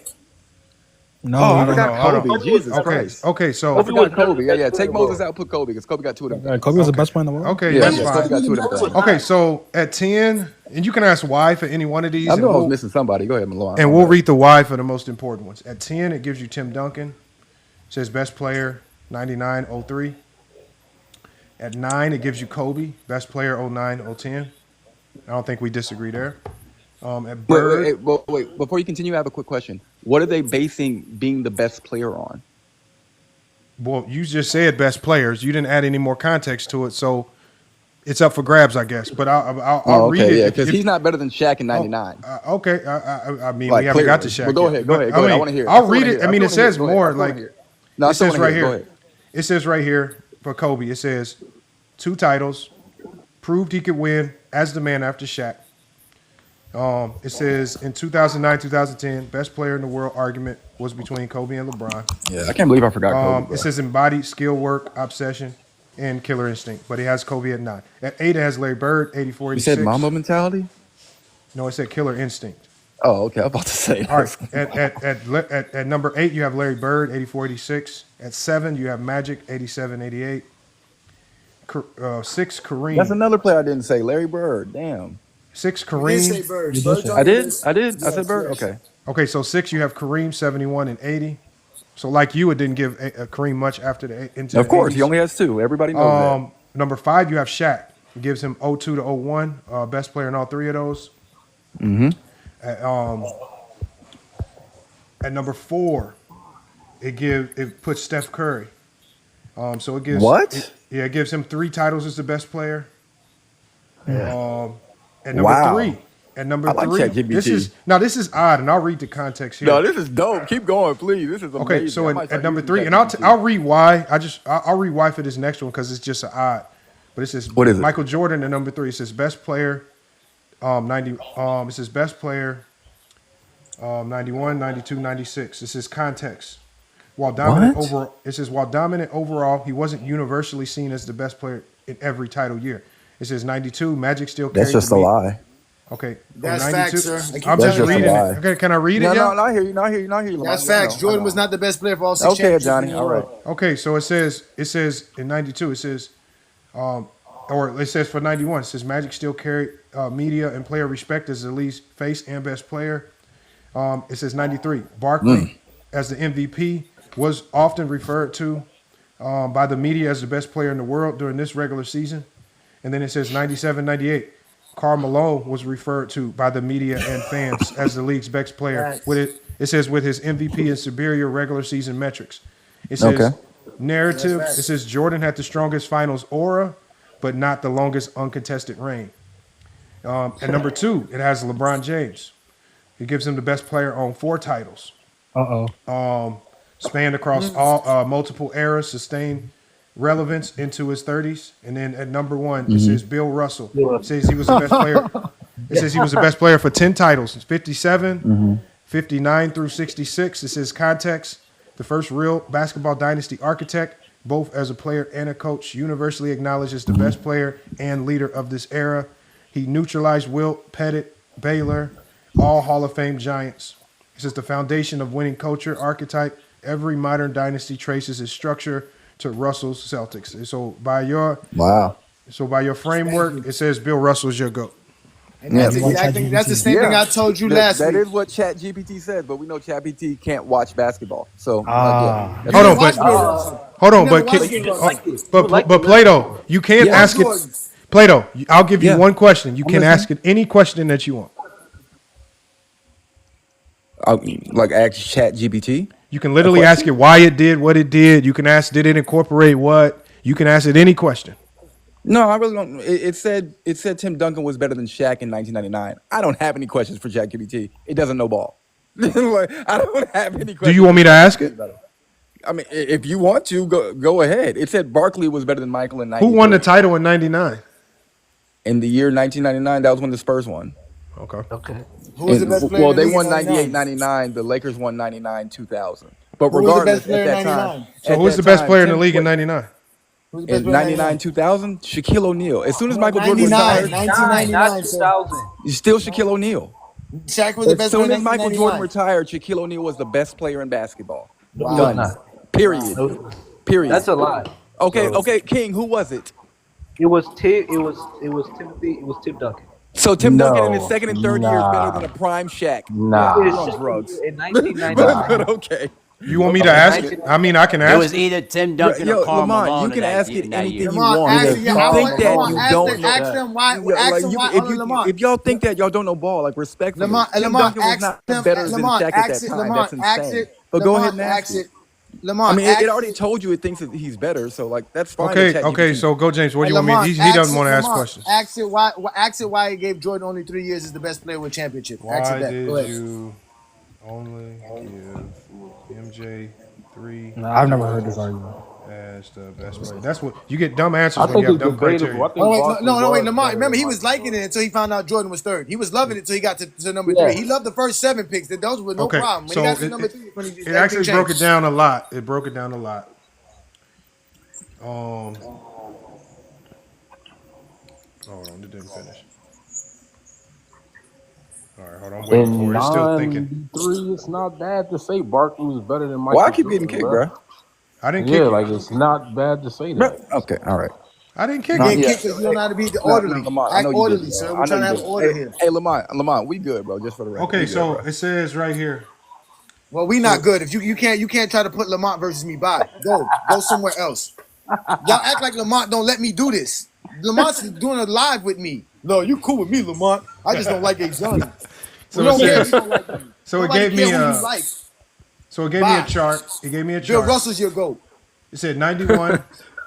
Magic. It says 91. Magic seen as the best player. Facts. Until Jordan dethroned them. So it's approaching 91 from the start to the end. So going into 91, they say Magic was still the best player in the league. Jordan might have taken it after that year ended, going into 92. So there you go right there. In 92, it gives Jordan best player. So that coincides. But in 93, it says Barkley was widely considered the best player in the NBA. And when you think about it, when you look at the narratives and things, A lot of people were saying that about Barkley, so I'm not pushing back against that. In '96, it gives it to Jordan. In '97, it says Malone took MVP and Best Player narrative in '97, and then it says '98. It says '98, which is weird. It says it was a split era, but they still gave it to Jordan. But it said it was a split era with Shaq, Malone, and Jordan. And so, but this all stems from him not giving clear-cut definition as to what defines best player. Now ask them why they gave LeBron James 4 championships as the best player. LeBron get 4 as the best player. All right, let's see. Because the window of him being great is so much bigger. And Johnny, you gotta chill, bro. So 20.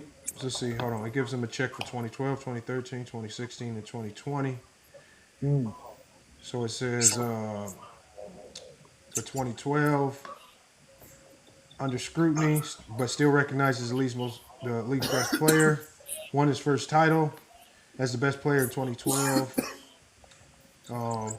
Said there were competitors like Durant, but LeBron was the undisputed one in 2012. It says 2013.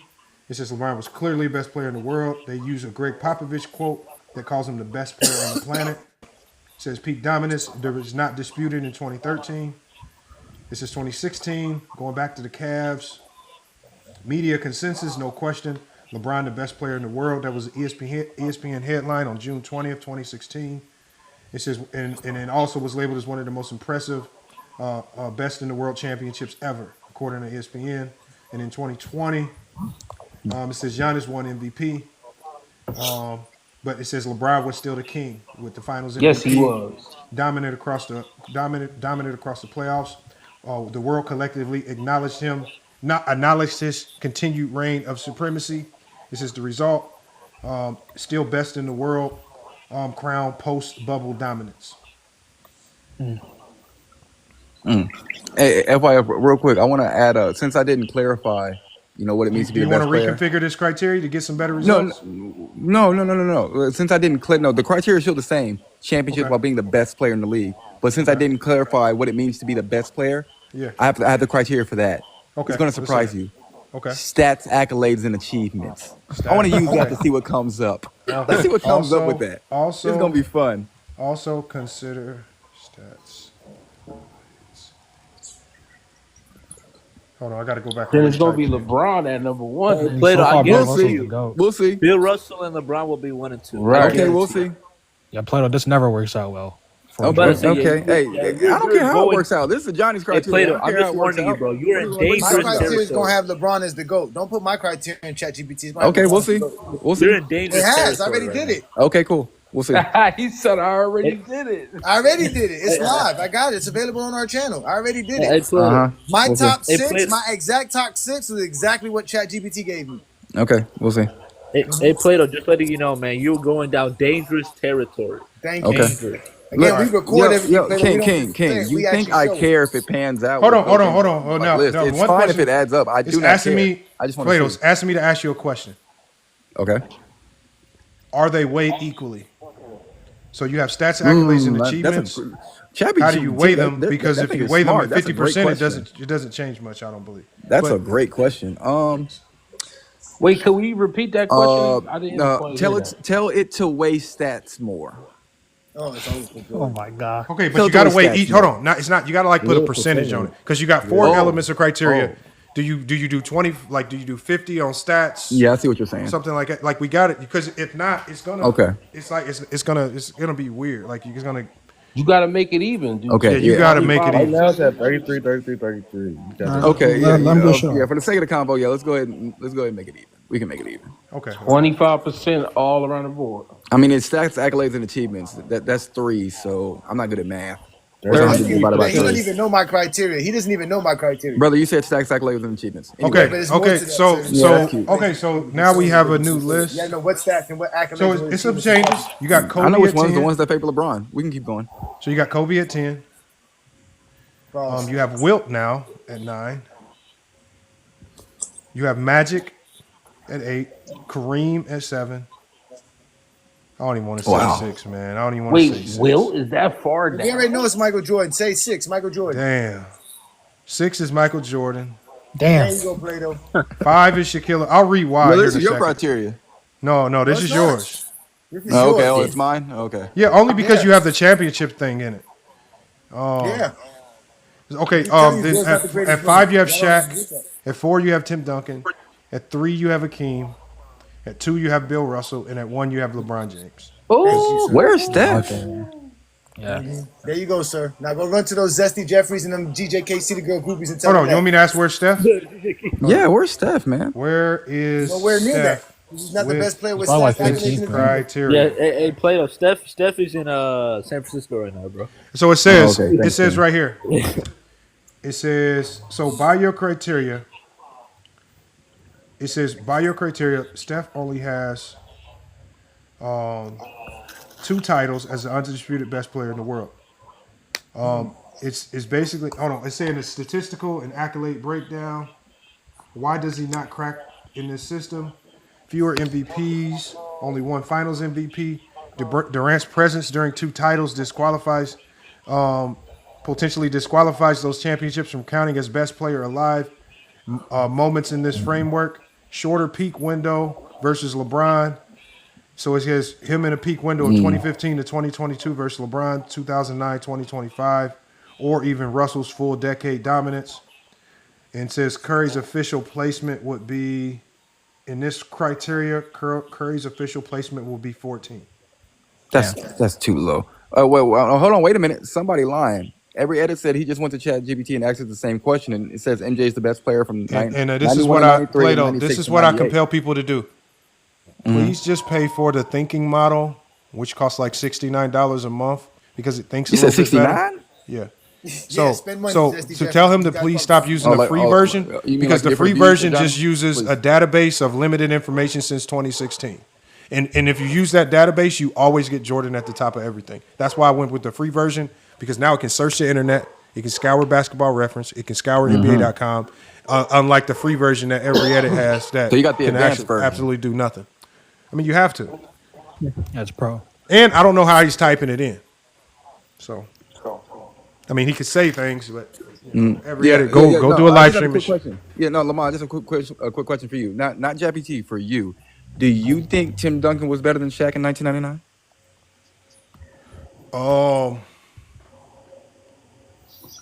No.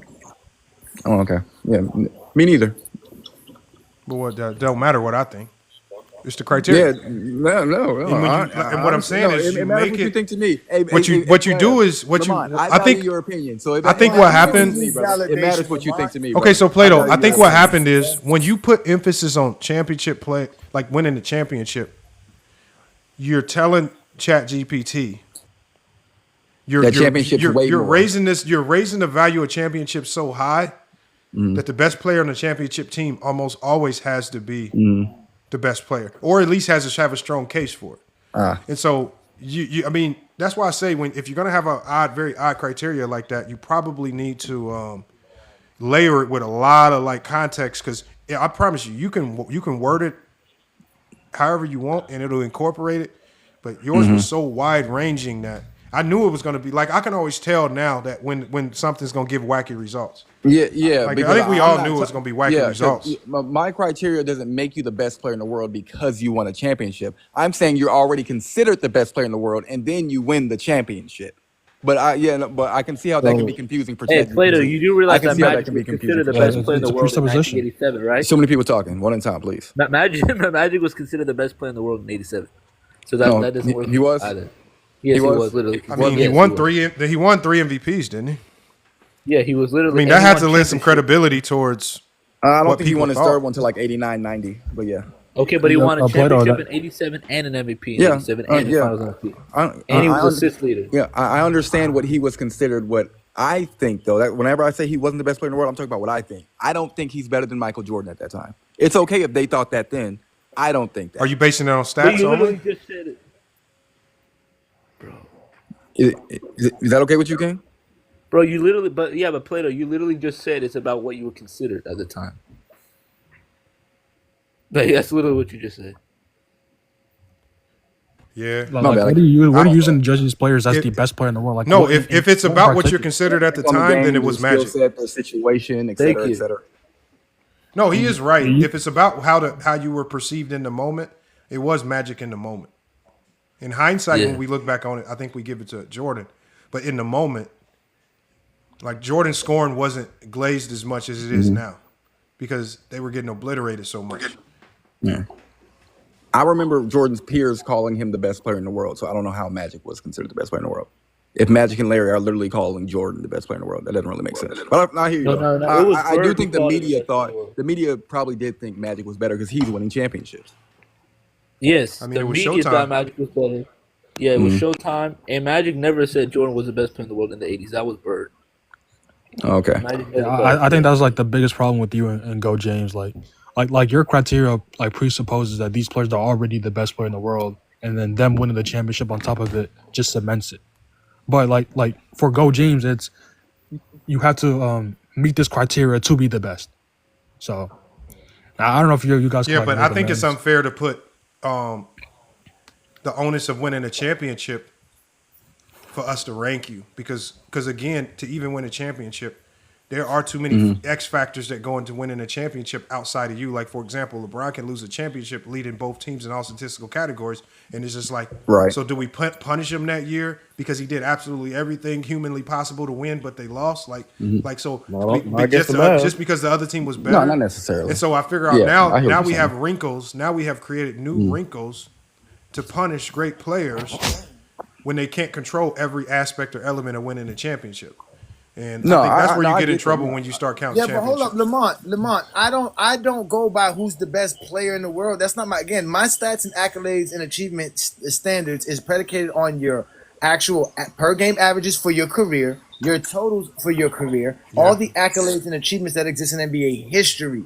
That's what my criteria is predicated on. It's not predicated on who was the best player for a certain amount of span or nothing like that. What did you accomplish in your career? That's why everybody's, like Lamont said, eligible to be in my list. Again, this whole best player in the world nonsense is only for Jordan because Jordan's career is not enough. He didn't accomplish enough. He doesn't have the stats, accolades, and achievements to be the GOAT. That's actually a good criteria. In your criteria, you eliminate a lot of players. And Lamont, just let me say one rule. First of all, I'm not a Jordan fan. Steph Curry is my favorite player. Let me just put that on record in case y'all don't know. I don't care, bro. Okay, Johnny. It's only brother. I just said you got a good criteria. Like I like that criteria. The reason mine is the way it is because I think whenever we talk about competitive sports, on an individual level, the goal is to be the best player. On a team level, the goal is to win the championship. That equates to championships while being the best player. That's why my criteria is the way it is. If y'all want to do prime, longevity, stats, accolades, that's fine. You know I don't think it has to be that complicated. I don't think it has to be that complicated. Hey, Plato. On an individual. Okay. Plato, did you see my video earlier? I just want to make sure why you're here because I know you're probably not going to be here long. Did you see my video earlier? Is it on your profile? No. I don't even follow you, Lamont. No, I didn't put I played it at the beginning of the stream. You didn't see my video? Oh man, I gotta show you this video, man. Oh, you talking about the video for what's his name for Kev Loves NBA? Because Plato, what you do to Kev Loves NBA? No, look, check this out, Plato. I'm gonna play it. So I went over to his stream. What you do to him? No, I didn't do nothing. So I went over to his stream.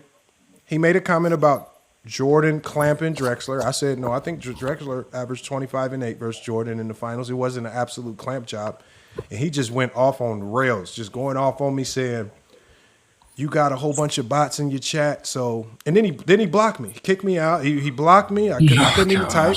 So you know what I did, right? Well, I said, look, I don't really like messing with content creators too much, but I said, let me do a quick screen record. We're gonna take a quick gander at who's watching you. You want to check this out with me? Okay. All right, let's check this out, man. I just want you to tell me what you think, man, because Okay, hey, I'm gonna be. Hey, I want you to be non-biased, all right? Okay, I'm gonna do my best. I'm gonna do my best. All right, hold on 1 second. Let me pull it up. Hold on, my screen is loading. I'll put it on the screen. Now, this is a screen record. It's about 3 minutes long. I'm not gonna let it go through the whole 3 minutes because it is a long one. It can be long. Come on. Oh, here we go. All right. All right, here we go right here. And so I'm gonna make it bigger so you can see it. So I screen recording this live. You see it, right? All right. And so what I did was I just start going to the people watching. I want you to take a look, man. Oh no. Hold on. Let it keep going. I screen recorded. I went to another one. We got user 63. Hold on. We went to the next. We went to user 37.6.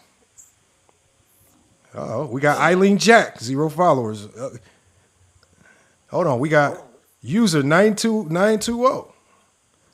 We got Troy McIntosh. What we got there? We got user.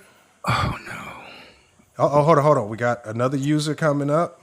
Remember, mind you, there was only 61 people in there. So, I mean, we got Dominic Wolf. At least they're not Vietnamese, Lamont. They're not Vietnamese. I need to ask him how he did that without making them Vietnamese. We got Dean Nora. Yeah, we got to find out so we can get some normal people. Hold on, we got Grace Elliott. Oh, okay, now hold on. I actually know that girl. Actually know her. 0 followers. Oh, what about Herb Chapman? What about user 1266? All right, never mind. Hold on, what about Jill Benson with a man face? Hold on, what about user 1844? What about Bleach? We got Bleach watching. Hold on, we got Gary Bowler with the crazy woman profile watching. We got Anastasia Adams. Now wait a minute. No, look. Hold on. We got Owen Senior. Oh, we're gonna go to the next one. Hold on. We got Tagla. I thought it was Tesla. It's Tagla. And then look, we're not gonna kill him. I'll stop it there. This ain't right what you're doing, Lamont. But you get the point. So you know what? I'm not making any accusations at him. Maybe he did that because the TikTok promote feature. I don't know. He lied about that as well. But I don't know, man. Maybe I just think he probably needs to check. I mean, when you talk to him, he probably needs to check his chat as well because maybe somebody doing fishy with his. Because I mean, look, this live stream we had between 100 to 60 people in here, and I haven't had anybody complaining about it today. And you know what was surprising was it was a lot of the same people in his chat, but none of them were spamming bots. I saw a lot of the same people in there, man. They weren't spamming bots, even though it was easily about 59, 60 bots sitting in there. So that's probably a bit of a bias on, That's not bias. This is facts. No. I mean, like when you say there's people in there that weren't spamming bots, I'm saying those people who weren't spamming. Yeah, I know. I'm saying the people who weren't spamming are biased towards Kevin. You see what I'm saying? But I just wanted to show y'all that, man. How people like to try to manipulate, try to pretend to have all this integrity. You got motion, Lamont? You got motion now, Lamont? You got TikTok motion? Was Kev one of the ones that came up here and like talk trash about you having bots? Like, yeah, he said. No, I don't know. I don't know these guys. I just saw a whole bunch of people spamming, and I'm like, no, he was the one. He was the one that said you had no motion. You had no TikTok motion. No, when I was looking at my number. No, Plato. When I was looking at the overall number of people watching when he was saying it, I'm like, it was like 100 people in there. I'm like, that's like the average what we always have, so it didn't look weird. Like if our chat jumps up to like 15,000 people one day, okay, I'm gonna know something funny going on. But if I only see 100, that's about average. Like we've been maintaining 100 to 60 this whole team. And when we were at 87, somebody checked and was like, "Yeah, I don't see no bots." So it looks like everything's cool now, and we're getting the same numbers. So I don't know what was going on last. I don't think it's a big deal either way. Like I don't either, but I'm just saying. Hey, y'all brought me up last time. I didn't say nothing about it. No, Plato. I'm just saying. I was telling y'all stop talking about it. Like it's dumb. I tried. Hold on. I was trying. I kept saying, "Can we talk basketball?" I was spamming the same thing in the chat. That's bro. what I'm here for. That's what I'm here for. It's that deep. It's really not that deep. So, every edit was one of them. Now he's seen it. Every edit was over there. Salute to Team Lil Corey too. Team Lil Corey been supporting. He's been a long-time supporter on YouTube, and now he's supporting on TikTok as well. Salute to Team Lil Corey as well. He's always been supporting, man. I always got to give him a shout out, man, because I always see him in the chat, man. He don't pull up much, but I always see him.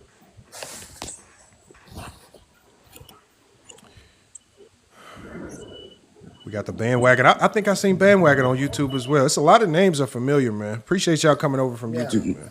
Bandwagon as a Go James King. Shout out to him. Is he? Yeah. Some of these names look familiar, so I appreciate y'all coming over from YouTube, man. Appreciate Appreciate it. Hey, Lamont. Hey, I appreciate you having me on, man. I got to head in, man. My girl got home. I can't be on TikTok.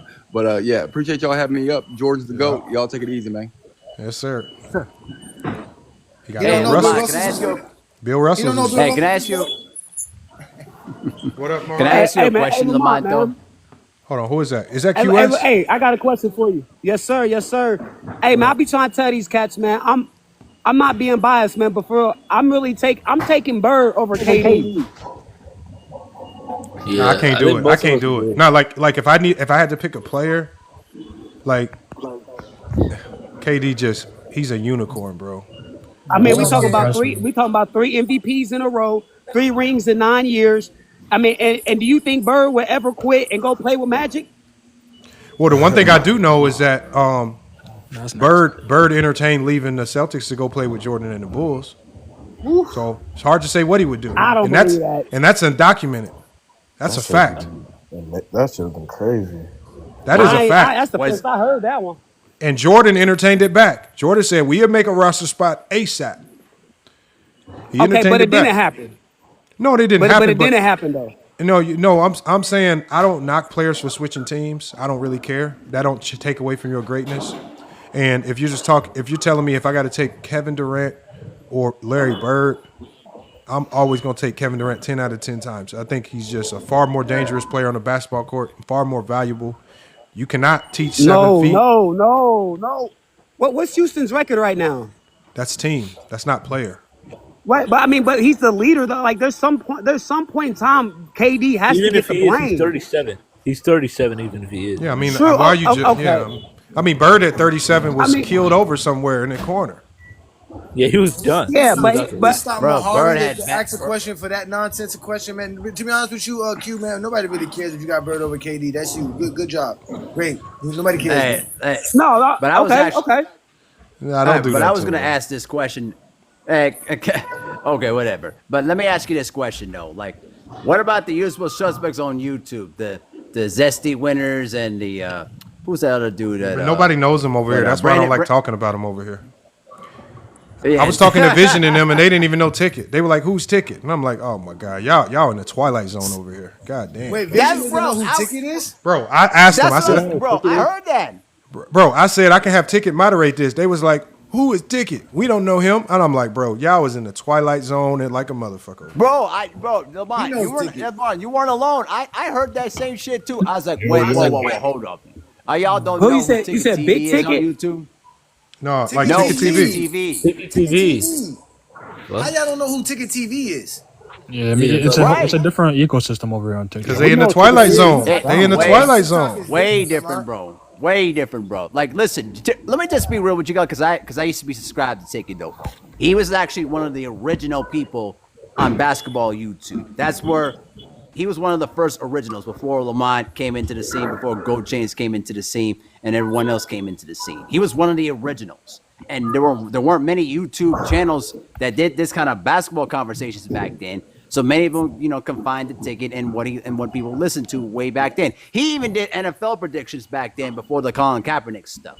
So that goes all the way back 10 plus years. That's all. Like I want to do a Ticket history, but see, yeah, Ticket been around for a minute, yeah. Yeah, he's been around for a long time. And he's a professional basketball player. Hitting the agenda just like everybody else. Absolutely, they all do. Most channels all have agendas on that side of basketball. Ticket doesn't like LeBron James. He don't like Draymond Green. He bigs up Michael Jordan. His favorite player was LeBron. I know. How many players does Ticket hate? He hates LeBron. What does that have to do with basketball? He hates LeBron. Right. He hates KD. He hates Draymond. It's not a basketball conversation. I keep telling y'all, it's a personal conversation. These dudes' lives are pathetic. Right. Being Jordan fans make them good. And they go online looking for other people to agree with their crazy stuff. That's why Plato was up there like, Lamont, at least you agree with me, Lamont? Do you agree with me, Lamont? They always looking for somebody to agree with them or somebody to argue with them about their rankings. Nobody cares about what you feel or think, bro. Nobody cares. But hey, Johnny, though, but here's one other thing. I remember one time, and I know Lamont was there one time, he basically talked about like, hey, I could basically post up on the LeBron James, flush the toilet on that motherfucker. You know what I'm saying? I'm like, wait, I'm like thinking in my head at the time, okay, I'm laughing it up, But at the time, I was like, bro, there's a reason why you've been playing overseas a long time. You were just never good enough to play on that level in the NBA, and that's okay, man. Some players are just not good enough to make it to the NBA, and Draymond Green was, and I don't think he can never accepted that. Yeah, but I think here's the fine line between Draymond Green being a Hall of Famer. Like I almost feel like if you put Draymond Green, for example, if he goes to the Orlando Magic, I don't know if he has the stand power in the league because remember even in Golden State he was on the bench. He was playing behind David Lee. Right. I mean, it took a lucky turn of events of David Lee getting hurt to Mark Jackson getting fired, where he gets a bigger role and opportunity under Steve Kerr. Like sometimes your career is shaped and molded by things outside of your control. Yeah, but here's my question. That's true. That's the difference between. Here's my question. That's why I can't kill Bronny the way some people kill Bronny. Yeah, but here's my question. Do y'all think that, sometimes like third rounders and fourth rounders will actually be put in a perfect situation, kind of like Draymond Green, for them to succeed or something like that? I know what you mean. There are no third and fourth rounders, but I know what you mean. No, the NBA is. You remember, the NBA is about winning. You got a small roster, and they're always going to cater to their stars first, because or whoever they're developing. Like that's just basketball. If you're on the bench, you're there for a reason. If you're not one of the main guys, you're going to have a diminished role, and you better buy into it real quick or you're going to be out the league. Simple as that. Like, and Draymond Green did a hell of a job buying into his role. I don't know if anybody else could have done that other than Draymond. I mean, he also worked on his game, too. He did. I mean, 2016 Draymond. But you got to think of his goals, though. He came into a season one time and said, I want to be the best screener in the league. Like, you don't find too many players in the league starting the year off talking about, I want to be the best screener. So his mentality to get his staying power was built around Steve Kerr's system. If this is what Steve Kerr's want, I'm going to do it to the most optimal level so I can stay in this league a long time. And it led to a lot of success. How many players do you know are going to walk in and I want to be like when the other guy was there? Who's the other guy from Villanova who got drafted there? Almost plays similar to Draymond, but he didn't stick. I forgot his name. You're talking about? Are you talking about who's that dude? You know what I'm talking about? He almost looks like Draymond too. Do you know who he plays for? Festus Ezeli or no? Not Festus Ezeli. The other guy out of Villanova. I forgot his name. I know what you're talking about. Shoot. You know who he played for right now? Yeah, he played at Villanova. I'm talking about for an NBA team. He played for the Warriors. Oh, I forgot his name. Pascal. Pascal. Yeah. Yeah, Eric Pascal. Oh, yeah, Eric Pascal. Remember, he was supposed to be. Remember, Ticket was calling for him. Oh, he can replace Draymond, and it's just like because remember that was the year where everything went I remember to that. dirt. But we saw quickly that Eric Pascal could not do nothing that Draymond was doing, like not close, because he wanted to score too much. He even complains about it now. He's like, man, Steph got all the shots, but when you playing with Steph, you better buy into it real quick, or you're gonna be like Eric Pascal sitting at home. Yeah, Eric Pascal has an ugly. And that's what's going through right now with Jonathan Kaminga right now. The beauty of Jonathan Kaminga was the fact that he's still highly touted. There's a whole bunch of teams that want him, and because he was so good already, so many it was on the Warriors to figure it out. You said what? Oh yeah, he's a lead two-way player.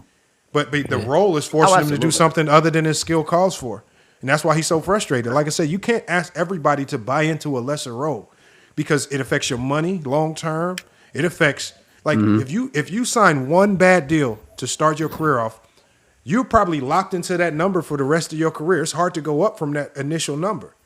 And he knows that. Like that first number gotta be 100 mil, like and some change. You're not gonna shortchange me because if he allows them to lowball him, he's gonna be just like Jamal Crawford and those guys and Lou Williams. You will get lowball for the rest of your career. You got to be smart with it. Got to be smart. Right. I mean, if you ask me, they lowball Lou Williams more than Jamal Crawford. I mean, Jamal Crawford actually stayed in the NBA for a long time. Yeah, but Lou set his own market value. He agreed to them $9 million, $8 million deals, and once you get locked in on that, it's just like, do I say no to this $9 million and go home, or do I just take this $9 million and shut the hell up? Like that's what it ultimately starts to come down to. Once you set your market value, that is your market value. And so, can I ask you a question though, Lamont? Let me ask you a question about the whole Jonathan Kaminga situation. Do you think the Warriors at some point will basically trade Jonathan Kaminga and get something out of him during the now, trade not the way deadline, or he's do you think playing. it's? I think it was all gonna be predicated on how he played after this debacle. Mm-hmm. He been going crazy. I ain't gonna lie. So he looked bought in. Steve Kerr's giving him a bigger role. He's starting. He's getting the minutes. So at the end of the day, he looks happy. So I mean, I wouldn't change nothing. He looks good with Jimmy Butler. Looks good next to Steph. Mm-hmm. They win in games. You don't. You know, Steph only got so much left in the tank. You better not play around with this trying to trade him. Well, I think that if they at some point in the season, I think if Jonathan Kaminga goes into a funk because of making him play a lesser role, then the conversation is going to reheat again, and then you're going to have to ask. If you're the Warriors, you have to ask yourself: is it really worth keeping around Jonathan Kaminga? Bro, you better not think of trading him. You only trade him if like Steph or Jimmy go down with a season-ending injury. Outside of something like that dramatically changes your season. I'm rocking out with the squad, man. I'm not about like. No, I agree with you. Yeah. You got to win them when that window is there, because the West is so wide open. It's like 7 teams that can win it all if healthy. It's just gonna come down to who consistent and who's healthy. So I'm not playing around with too much. I'm gonna sit back. I'm gonna allow some of these other teams to get injured, and we gonna capitalize when it's time.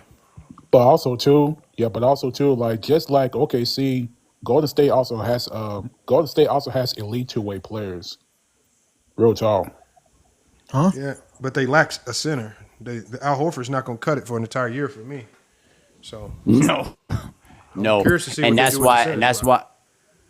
Well, you know, it goes back to what happened with James Wiseman too. I mean, they just absolutely wasted a draft pick on that kid, and I just think they tried to convert him to something that he wasn't.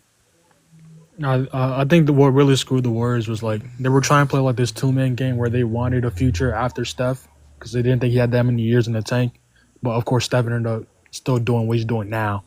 But like all they try to like do what the Nuggets were doing. We're trying to develop a young talent for Jokic to win for a long term. It just didn't work out. Like, yeah, but the problem is with young talent is you got to develop them, and they screwed up. Wiseman could have been a good player. They screwed him up. He's out the league.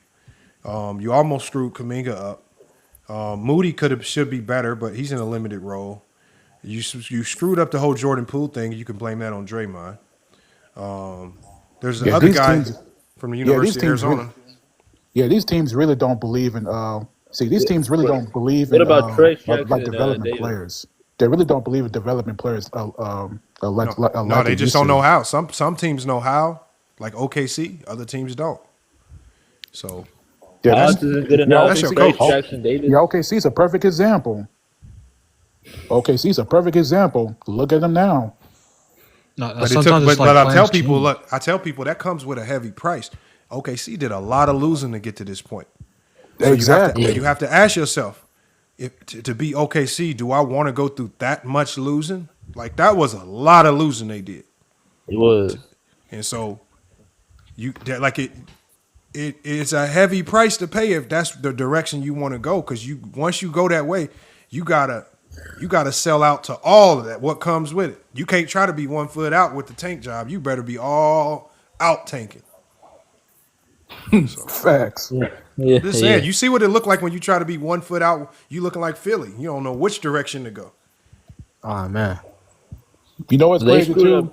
Y'all know what's crazy too?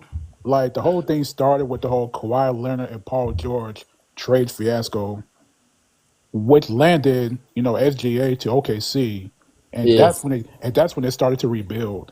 And a buttload of draft picks. Yeah, exactly. Turned into Jalen Williams But you got to think, how do you know to draft Jalen Williams? He came out of small school. College career was impressive, but it wasn't like Dame and nobody like that. Yeah, I'm saying like they came from Santa Clara. Bro, they know what they're doing in there. Bro, they know how to, like, their scouts know how to identify talent. Like, you don't just find, like, that's how you know they know what they're doing. They're not just chasing names at the top of the draft board. So the Lakers are good at that too. They just can't hold their talent. Like, you think about some of the best players of today, or some like the best role guys: Alex Caruso, Brandon Ingram, Julius Randle. Like the Lakers all drafted all these guys. Yeah. They just couldn't hold them for a long period of time because they were trying to win. Hey, before we shut it down, what are everybody's thoughts on Cooper Flag so far? Disappointment. It's too early. It's too early. Well, offensively, offensively, what I thought he could do at an NBA level, he just can't do it. Like, bro, I told people out the gate. I said that offense. When I saw how he scored in college, I was like, "There's no way this works in the NBA." He took tough mid ranges. He had no separation ability. Most of his points came off highlight dunks because Duke was so good. But in the half court, he was just taking tough middies, contested. He had no separation. And I'm like, bro, how are you supposed to get off in the league, man? You got no ability to separate. It's all about developing. Let me say it like this, though. Bio just dunked on Wembanyama. Again? Actually, damn. Man, Wemby needs to lock in, man. Hey, let me say this. He got 14 points. He just got dunked on. No, like he's consistently getting yammed on, and it's a highlight. Like he's a rim protector. Rim protectors get dunked on. Hey, Johnny, they mad in the chat. They mad that we watching film in the chat. They mad. I'm looking at the comments. Which he's film? only 18. No, remember the stream where we went over 2011? Yeah, it's on right now. I'm watching it too. It's on right now. You got Ken Lynn in the chat. He mad. You got a dude named Rob Rome. He's saying y'all pathetic. Oh man. Oh man, they mad that we watching 2011, man. That's crazy. Oh, do y'all actually know that this is making a video right now on y'all? He's actually streaming right now about y'all. But why? Who? Viz? I know, Viz is live right now and talking about yes. Dissenting and FYF. Yes, he's live. But he can't pull it. What's the name of the live? So the name of the live is 2011 finals. Hold on, I'm gonna show you guys. Oh, so he's just on YouTube or TikTok? Hold on. So he's 2011 about 2011 because the March on 2011. Yes, it shows 2011. This is nasty work. 2011 Heat downplayed watch party. That's what it's called. Oh, so he must be watching my live. Yes, he must be watching your live, Lamont. Yes, no way. He's watching your live. Wow. Yes, this is nasty. See work. This might be the first time I have to dole out a strike, man, because I don't like people just stealing my content, man. I might have to dish out a strike. Bro. Go check it, Lamont. Go check. Let's go check it, Lamont. Let's go see if he's really doing your live stream. Let's see if he's actually showing your live stream. He is. Shay, is this on TikTok? All right, well, hold on. Y'all, I should share my screen. I'm about to strike him live. Watch. Yeah, it's on YouTube. Vision. I'm about to do it right now. like this. Oh no, wait, no, he's not. He changed it. He's watching the crunch time debate. Oh, okay. Hey, but can I say this about? Look, you got 17 people watching. Wow, man, this is crazy. But hey, can I say this though about Cooper Flag real quick? Let me give you my thoughts on him. I think Cooper Flag is a good player. I just thought that he was just a little bit too overhyped. You know what I mean? Because what I saw in college, he was athletic, but he didn't have the necessary skill set to be basically a franchise type player. At least not yet. He needs a lot of work before he gets to that level. You know, because he can't create separation, and his shot selection is not that good either. I mean, this could take a while before he becomes. You know what I mean? It might take a while for him to be that franchise player, but we'll see how it goes. You can strike him. That's what I think. Lamont, he was legitimately showing your live, Lamont. Oh, he was? Oh, yeah. He was showing give him a strike, bro. Lamont. He was showing your whole live, Lamont, the entire live.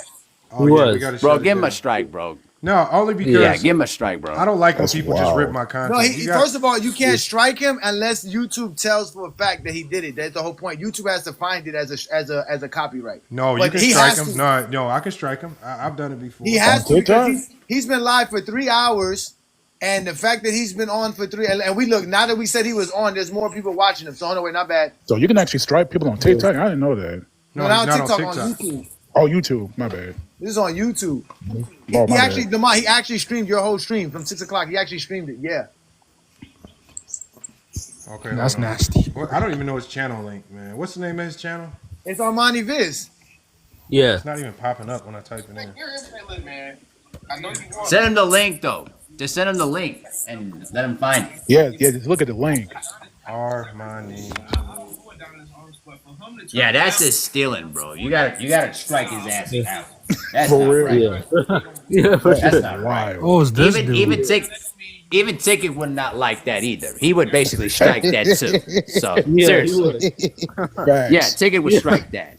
Seriously, Hey, that's not Bahari, cool. these dudes are creeps. These dudes He's are talking creeps. about Bronny James. Oh, I know. No, I've again, seen no, a lot he's of not these talking about. content. Again, y'all, listen, he's not talking about. He's talking about Lamont and Johnny. He has a following now because there's so many people that hate Lamont and I that he thinks he's actually building a YouTube channel now. He really thinks he's doing that, Lamont. All our haters. Bro, I've seen. Hey, Johnny. I've seen. Johnny, what you always call Yeah, him? Zesty Jeffries. That's what they are. They're Zesty Exactly. Jeffries. Hey Johnny, do you see the timestamp? Do you see the timestamp? What you mean the timestamp for what? That he was using my content. The whole live, Lamont. He just got off. He just switched the live to what's it called? Because I guess he doesn't want to show because now it's showing. Yeah, because he got called. Yeah, because he got called. That's why he live. At 3 hours and 21 minutes and 50 seconds. Oh god damn, he using a real deal thing. God, he used the whole live, Lamont. He's used the whole live. He used yours, yes. He used your whole live, Lamont. Hold on. King Shy, can you give me the timestamp? Of when he's using your live. All right, let me do that. So he started at. Hello. Yeah. Bro, he literally ripped the whole live. That is nasty work. That's what we doing now? Yeah, from the start to like 40 minutes ago, he was using the entire live. God, that's his way of saying he's debating us because he don't want to debate. He don't want to have a debate. Yeah, bro, you got to strike. Like you always say, John. Bro, you got to give him a copyright strike for that. That's ridiculous. Wow, that is crazy, son. Oh, bro, no, that's not cool. That's no joke. At least we know he's not using bots, man. Right. Like even Ticket wouldn't even allow that to happen. Sad. And Lamont, I think the only reason he stopped showing the live because he saw that you were showing the finals game, so I don't think he wants to get struck for watching the game. Yeah, because I appealed it. And Playmakers approved for me to play it. So we good. Only person you would expect doing that is Carsino. Say that again, Olo. Only person you would expect doing some stuff like that is Carsino. You mean Kuncino? It's Carsino. Yeah, I know his name, but I call him Kuncino because he's a coon. Kuncino. Okay, so hold on. Kuncino. He's playing my exact live. So it starts. I just need to get the timestamps of when it starts and ends, man. Man, I just wanted to say real quick, man. At least he could have asked. That's I would professional have said courtesy. too. Like, you know what I mean? Like it's professional courtesy. Like that's nut shit. That is like, but me, I'm big on creating content. Like, wait till it's over. It edit, do your reaction to it. Right. At least cut it up or something, make it interesting. You playing the whole thing like it's your live. But is that King Speech real? King Speech in here. They both stopped pulling up. I don't know if they were just getting embarrassed too much. I don't know what happened. This is what the greatness of Michael Jordan will do to these delusional people. I swear to you. Now come on, come over here burping and acting like a fool, man. Come on, be respectful, man. What the hell? Say, excuse me, man. I most definitely did. The fuck is wrong with y'all? I hear that shit. So he's streaming on a black screen until he just pulls up my live. And Lamont, and he's not even paying for StreamYard, Lamont. Yeah. He has the StreamYard logo, so he's not paying for StreamYard. Yeah, he has the cheap. Bro, this is nasty work, man. That is crazy. I know. So from about 0 to 308, man. Lamont, did you strike him already? Your content. From 0 to 308 for 3 hours. Yes, for 3 hours, Lamont, straight. You said 3 hours and 8 minutes. Yes. All right, hold on. Yes. For 3 hours, over 3 hours, he was using your content. Yeah, this is some Kwame Brown level editing, man. Facts. I know. Him and Kuncino. Both are. I got a question for y'all. Yeah, Kuncino. That's what I call him, Kuncino. Me and a couple of brothers of ours, we don't like Kuncino because he's a coon.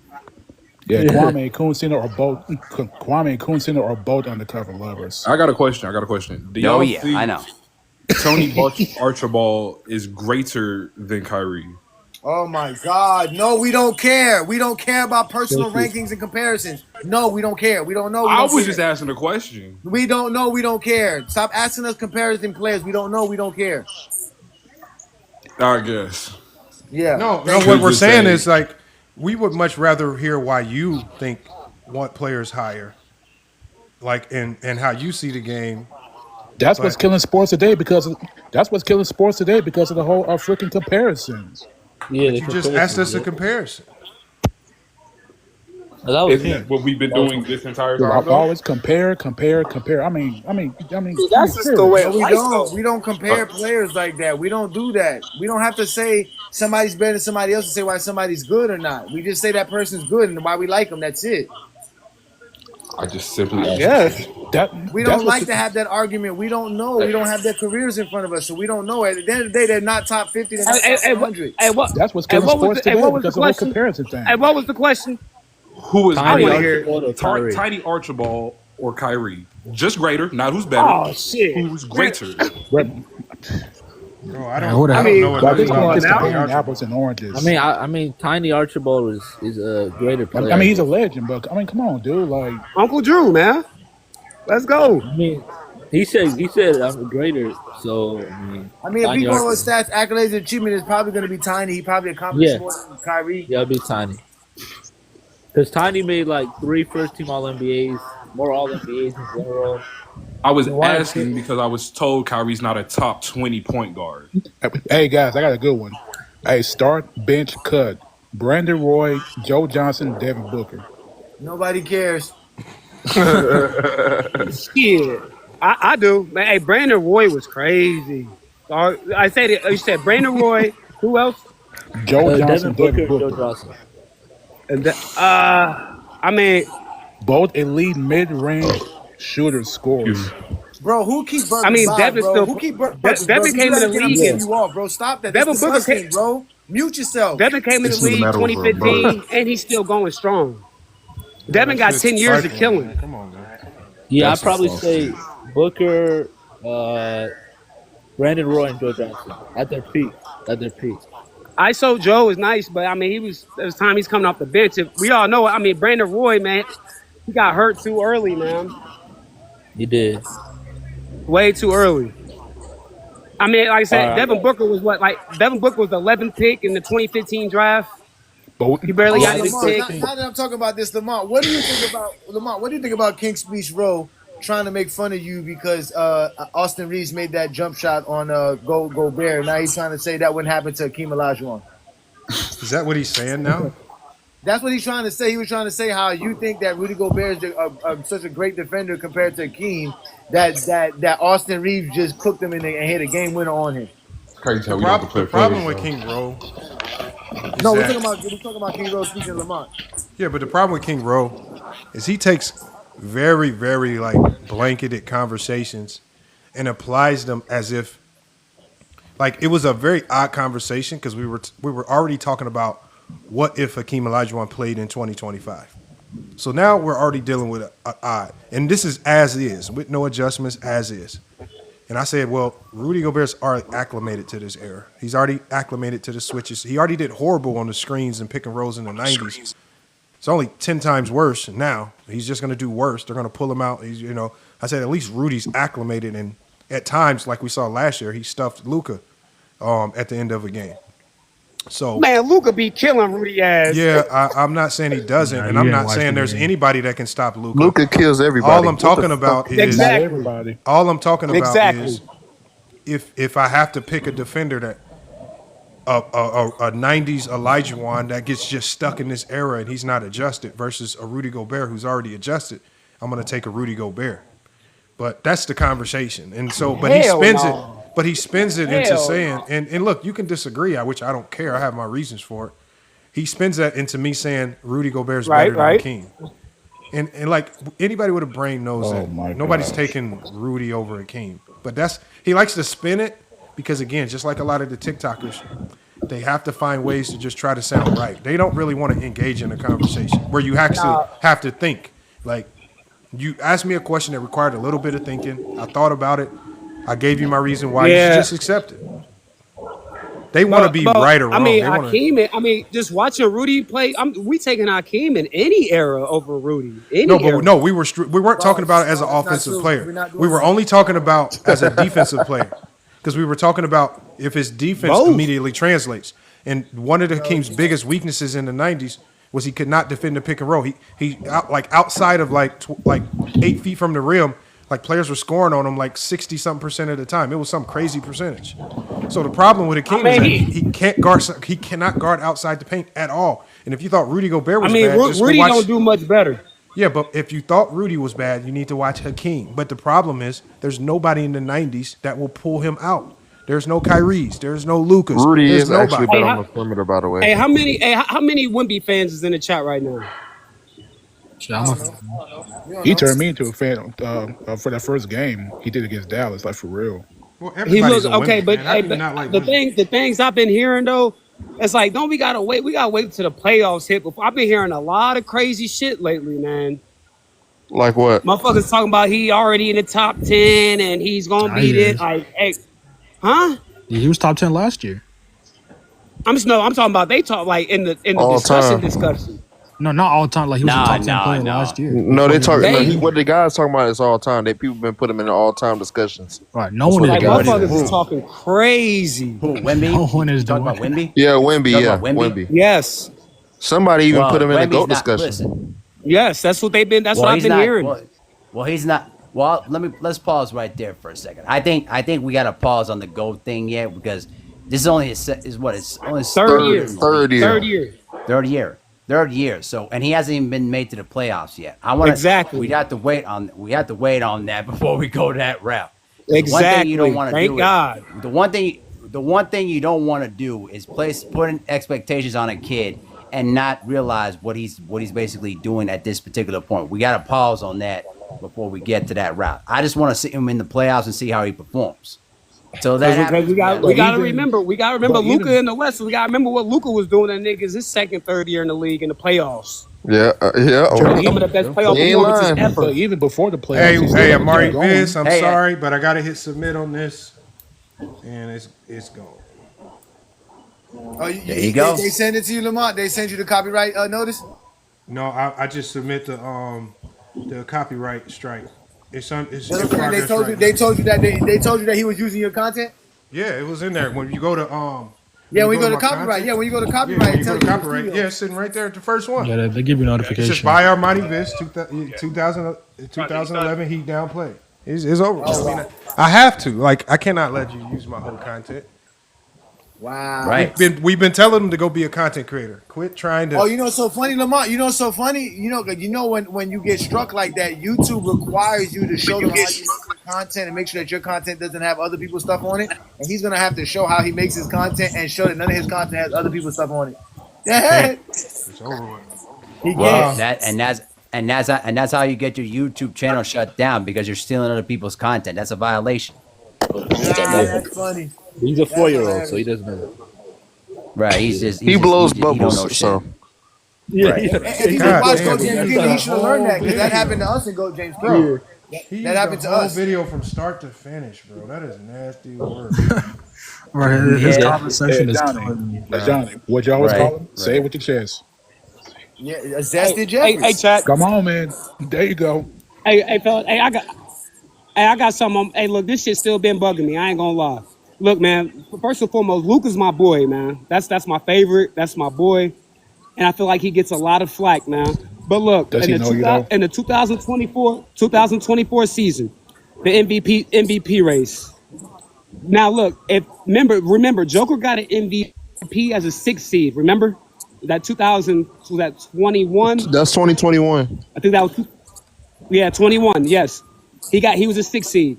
So look, Luka had 33.9, 10 and 9, fifth best record in the Wild Wild West. Kyrie missed 26 games. He still did his thing, and then they gave it to Joker. If the numbers were flipped, if Joker would have had Luka's numbers and Luka would have had Joker's numbers, do y'all feel like they still would have dick rolled Joker and gave Joker the MVP? Yes, they would have done that. Exactly.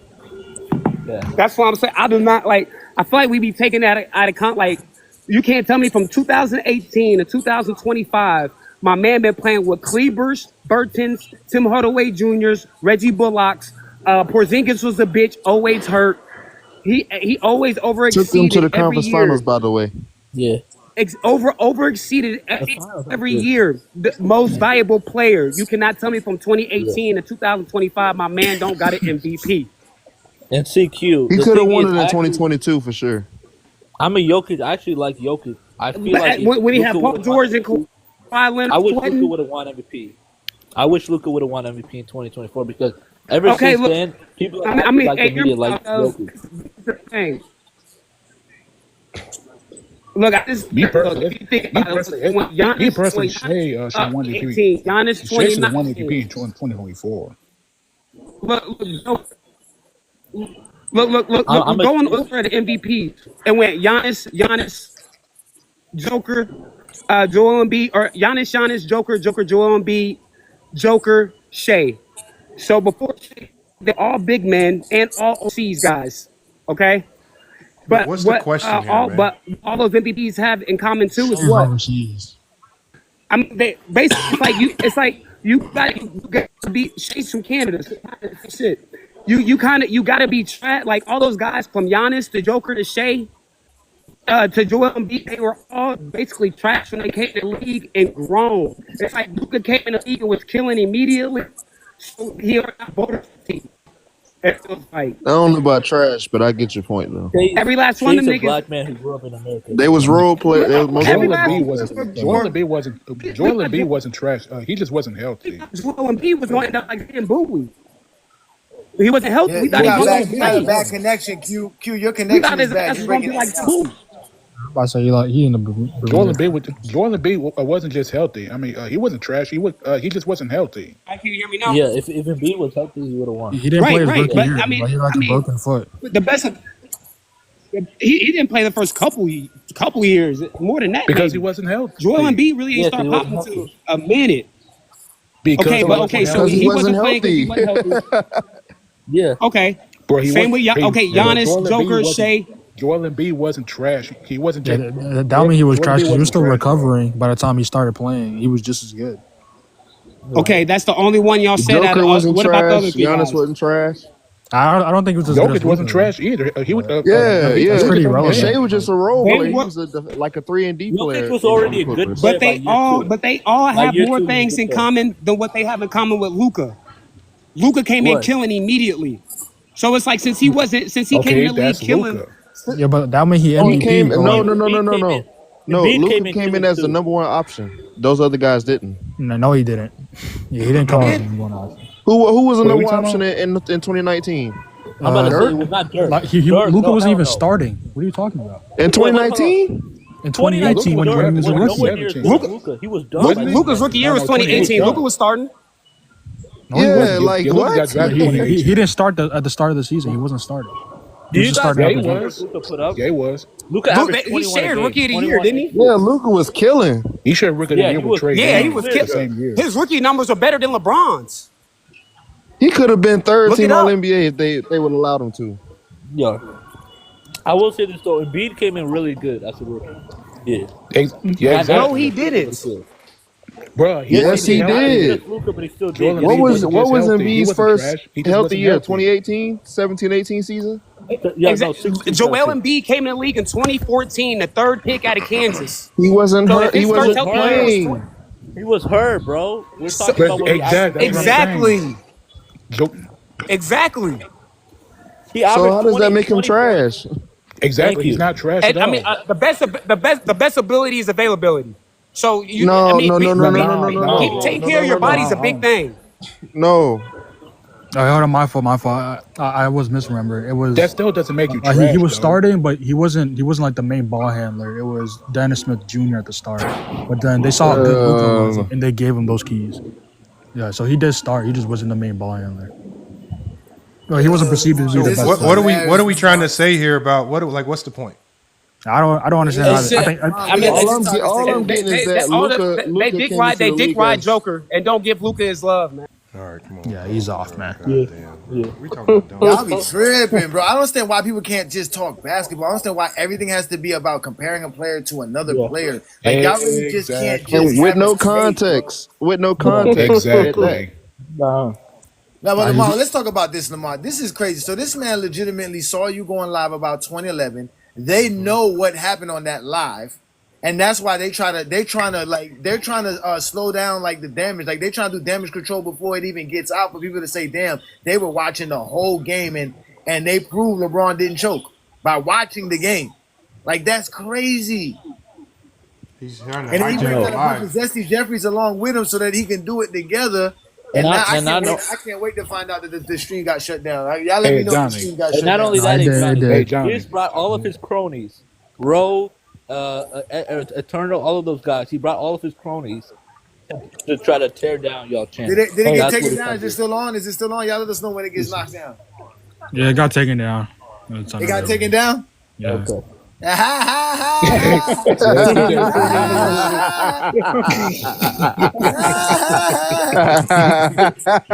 That's Hey, what you Johnny. get, Hey, you hey, little Johnny. phony content creator. You can't make your own content. All you do is out here trying to basically build a following off of the people that Lamar and I expose. That's all he's doing. He Hey, sees an Johnny. avenue. Shout out to him, but that's just a horrible take. But he's y'all Hey, Skip Bayless, man. hey, Johnny. Huh? Hey, Johnny, real Yeah, quick. it said. Hold on. It says right here.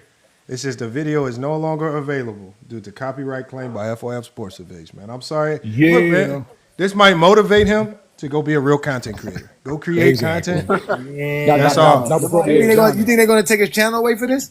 It possibly. I No, hope so. it's 3 strikes. I don't think so.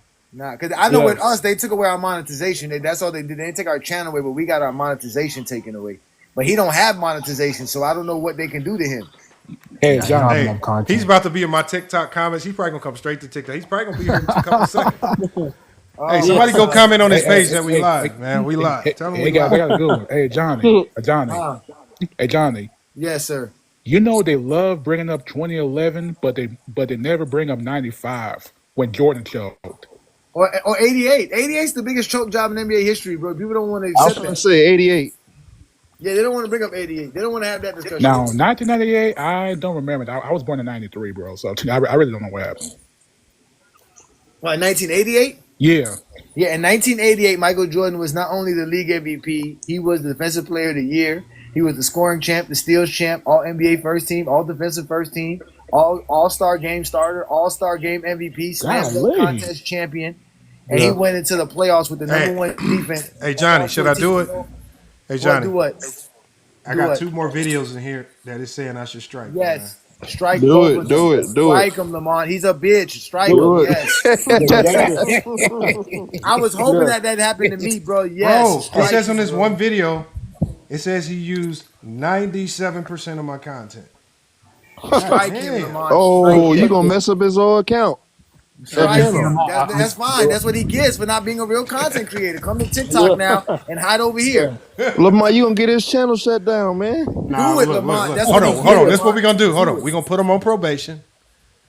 And the next time we have a conversation with him, the words that come out of his mouth are gonna dictate the future of his channel. So that's what we're gonna do. Man, Lamar, you too nice. You too nice. We're gonna give him a hearing, man. If y'all can get him over here, somebody go comment, tell him FYF wants to see you, man. Yeah, if you strike at least 3 of his videos, he's not cool. gonna come over King, with Lamar. King Shy, you know this what is to do. recorded, Lamar. He's not gonna do it. This is recorded. He's not gonna do it. Hey man, I'm gonna do it if he's willing to come here. I'm willing to comment. Go ahead, do it. Go get him, King Hey, Solomon. somebody go get him, man. Go get him. You know Go what get to him. Go get him, King Solomon. Go get him. Go get him. Lamar, but that's sad, Lamar, that you can't create no content of your own. That you gotta, all your content is predicated on what Lamar or A. Johnny's doing. Don't make no sense. Bro, Lamar, we be having him up at night. You know how long Plato thought about that season between Stephen Curry and LeBron? He went to go find he's like, let me go find a window where LeBron may not be the best player by stats, accolades, and achievements, and see if A. Johnny thinks that. When it had nothing to do with the conversation. Like, that's how they try to talk ball instead of just talking basketball. They can't talk ball. Every time they ask me the question, I got an answer. But when we start asking them questions, they don't got no answer. They don't want to answer no questions. They don't want to. No, Armani's like thumbnails are killing me, man. I don't mind thumbnails. That's content. He created those. It's create content then. Like you cannot use my entire, especially when my live stream is running. So now you're trying to pull from the viewership that's watching my live to run my same content. Nah, we can't do that with me. And to talk about it disrespectfully. It's not like he's like saying, hey, come watch it with me, that this is great. He's telling people this is all fake. This is what they do. That's all he's doing. They're trying to find a way to discredit us so that they can say whatever we say doesn't count or doesn't matter. That's what they don't understand. He won't be going live for a while, so I'm not worried about it. Well, I don't know. I don't know how YouTube's gonna strike him. Oh, Or he limit definitely him, can't go live for a while with Hell, this. man, what happened? Was it because of my language? Yeah, he can go live for like a week. No, not you. We talking about somebody else. Yeah, no, we talking about Oh, somebody else. I got kicked off on my Luka I think it was a rant, man. malfunction. My I bad, think it my was a bad. malfunction. I thought it malfunctioned or something. Man. Yeah, no, we didn't kick you Okay. off. We thought you just got kicked off for saying that, but we didn't. We wasn't the one who did it. I didn't kick you off. Damn, my Okay, Heat I was right lost in my this language game. to you Come on, on that. Miami Heat, man. We need to beat San Antonio tonight. Tay Hunley. What's the score? Yeah, I'm gonna do lives on YouTube, but TikTok is treating me better on the monetary end. So until YouTube start acting right, I got to keep them over here and just send them over to YouTube later. Don't worry, we going Yeah, live man, tomorrow. FYF. We going live tomorrow night with the Friday night exposure with the exposure. Y'all know that every Friday night there's a live on Lamont's channel. So don't worry. Oh, by the way, hey guys, by the way, this is my first time here, so this was fun, man. Hey, I'm new to it too, brother. I'm new to it. That's my Q Fab Talk is an acronym for football and basketball. That's what I like the primary cover. I got my little Hold on. YouTube channel too, man. QS, I'm fresh. I'm fresh to all this. Your name look familiar. Are you in the sports creator Discord? I don't know. I'm new to it, man. I only have You're my not in TikTok for like the last couple weeks. Hey, Lamont.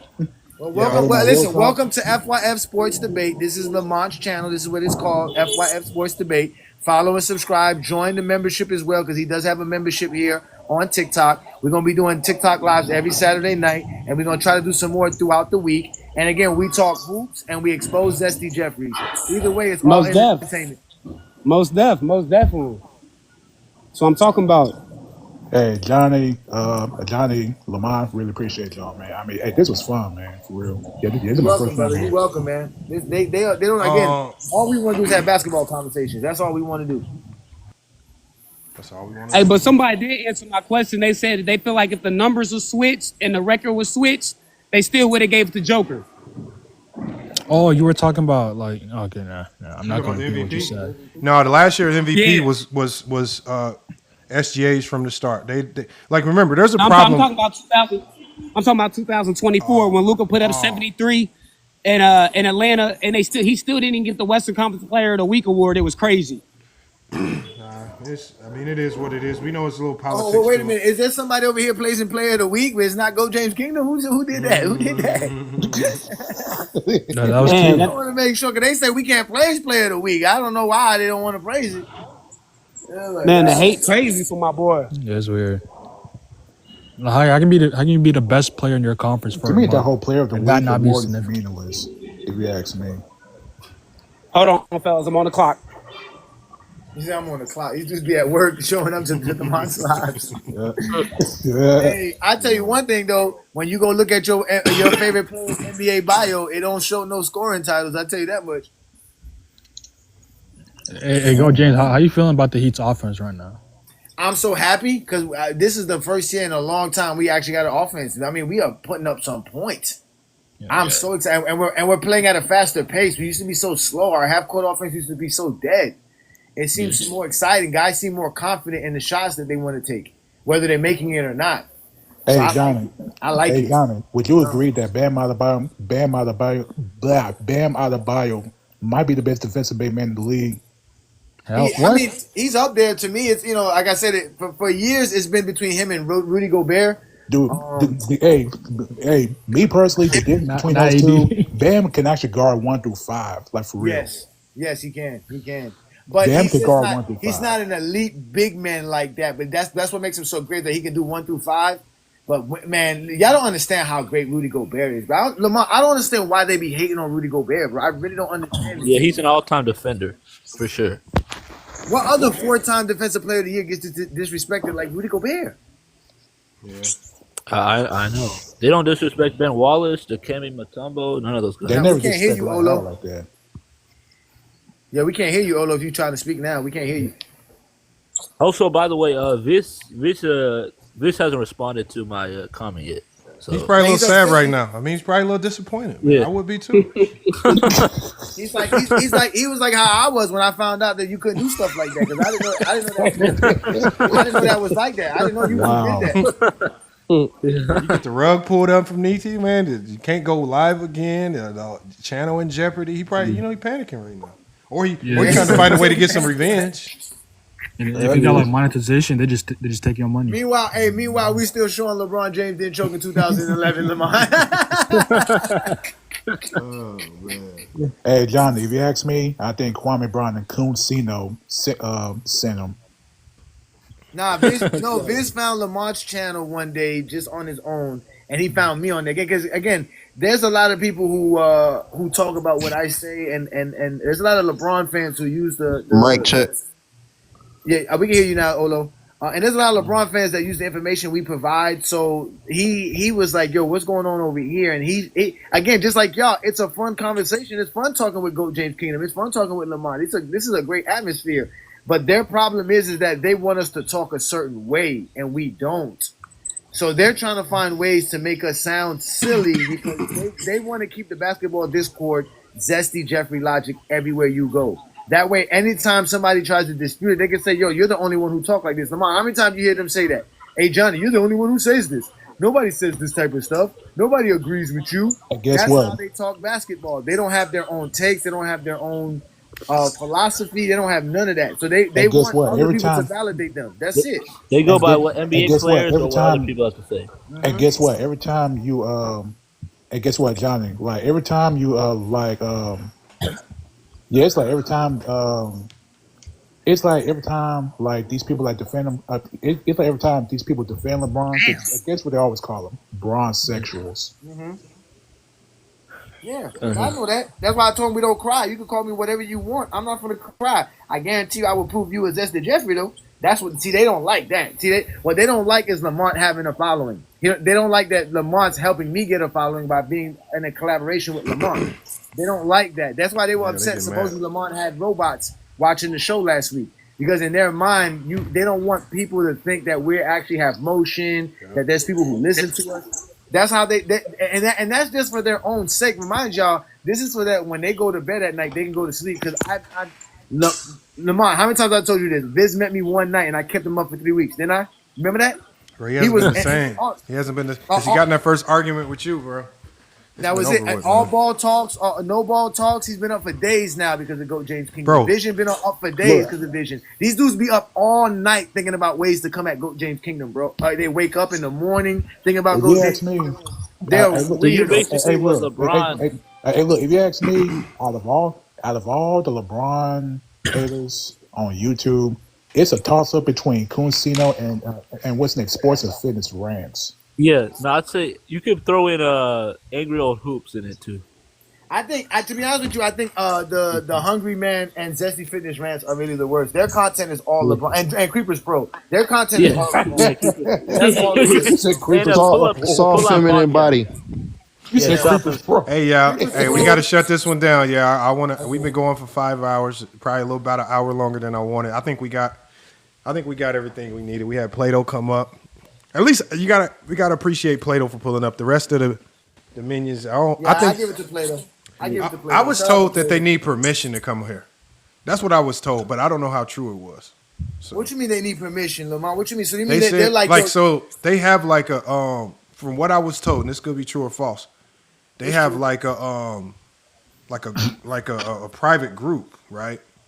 Mm-hmm. And like the moderators are like the leaders of the group. It's like a clan. They call it a clan.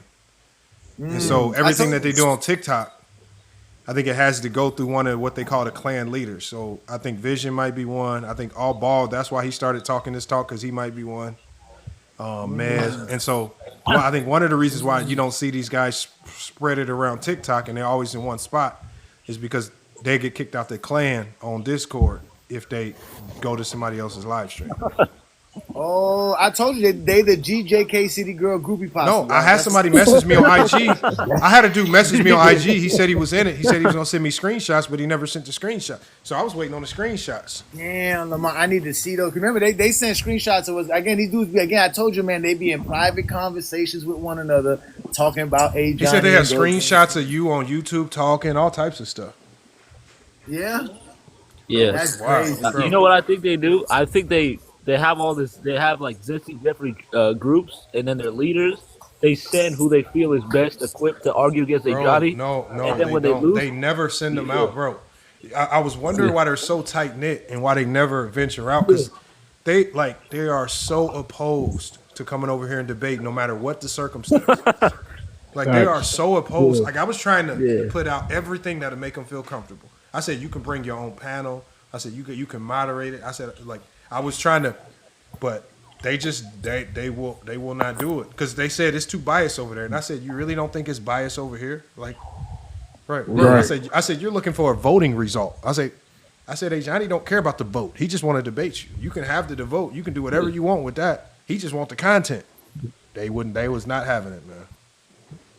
Yeah, man, they're pussies. So I mean, I'll tell you one thing. Johnny's a hell of a debater. Appreciate that. Because they know what I'm gonna do with the film, Lamont. They know what I'm gonna do with the film. Bro, you gonna put faces and heads all over it and crazy, bro. I be dying, bro. Hey, Lamont. Hey, Lamont, I got a question. Yo. Hey, Lamont, I got a question. Like he getting whooped, man. What's going on? Hey, Lamont. Yo, what up? Hey, Lamont, can you hear me? Yeah, I hear you. Hey, Lamont, question. I know you asked about Cooper. Cooper. I know you asked about Cooper Flag earlier, but what you think about the rookie for Philly? I can't pronounce his name. I already said before the draft started. I said before the season started. To my VJ. I said he's the best rookie in this class. I said he's the best player in this class. Like I was talking to another channel called Two Peas and a Bong, and I was like, the best player in this draft is VJ Edgecombe. Bro, he is balling. Yeah. I just don't know how you don't see it. Like I saw it at Baylor. I saw it all summer. I'll tell you why, because people don't watch college basketball like that. Cooper Flag what his style of play requires an elite 1v1 bag. He does not have that. He just tries to. This is not high school or college. He tries to out athletic you. Bro, he is normal in the NBA. Like, I don't think he realizes that. He's normal now. Like, his athleticism it looks like the average Joe Smoes. And so he keeps thinking he's going to get these dunks. And I was like, good luck with this, man. But this style of play is not going to cut the mustard. And you can tell his game don't stand out before the draft. And they're screwing him up. They put him at point guard. They're going to ruin him. You got to develop a jump shot. You need to start D'Angelo Russell. You need to put him at the 2 or something. But you cannot put him as point guard, man. Be dumb. It's too dumb. He can still develop as a ball handler and as a passer, as a secondary. Like these guys option really. with D'Angelo. Hey guys, we got to really end this stream, bro. Before we get up out of here, Yeah, we got to shut it down. My bad, y'all. We're gonna be doing more. We're gonna be doing more streams like this again every Saturday for sure. And we're gonna try to find some days in the week to do them as well, so that y'all can have some fun. But remember, this will be available on FYF Sports Debate on YouTube. So this is not a lost live. All this conversation, if you want to go back and rehash it, we'll be posting it very soon. Watch out for tomorrow because he's gonna post last Saturday's TikTok live tomorrow, which also includes the GOAT James Kingdom live, right, Lamont? The one that I did on Saturday. Yeah. Did I send to you? You got that? Yeah. I'm gonna put them. They're gonna play. They're gonna be in one. Like yours is gonna start playing as soon as mine's is over. So it's all gonna be on one stream. Okay, so on one stream you're gonna get both a GOAT James Kingdom TikTok live and an FYF collaboration with GOAT. I want it James Kingdom simultaneous because if there's people watching, I don't want to lose them by an ending. So I'm just gonna let it just transition into yours.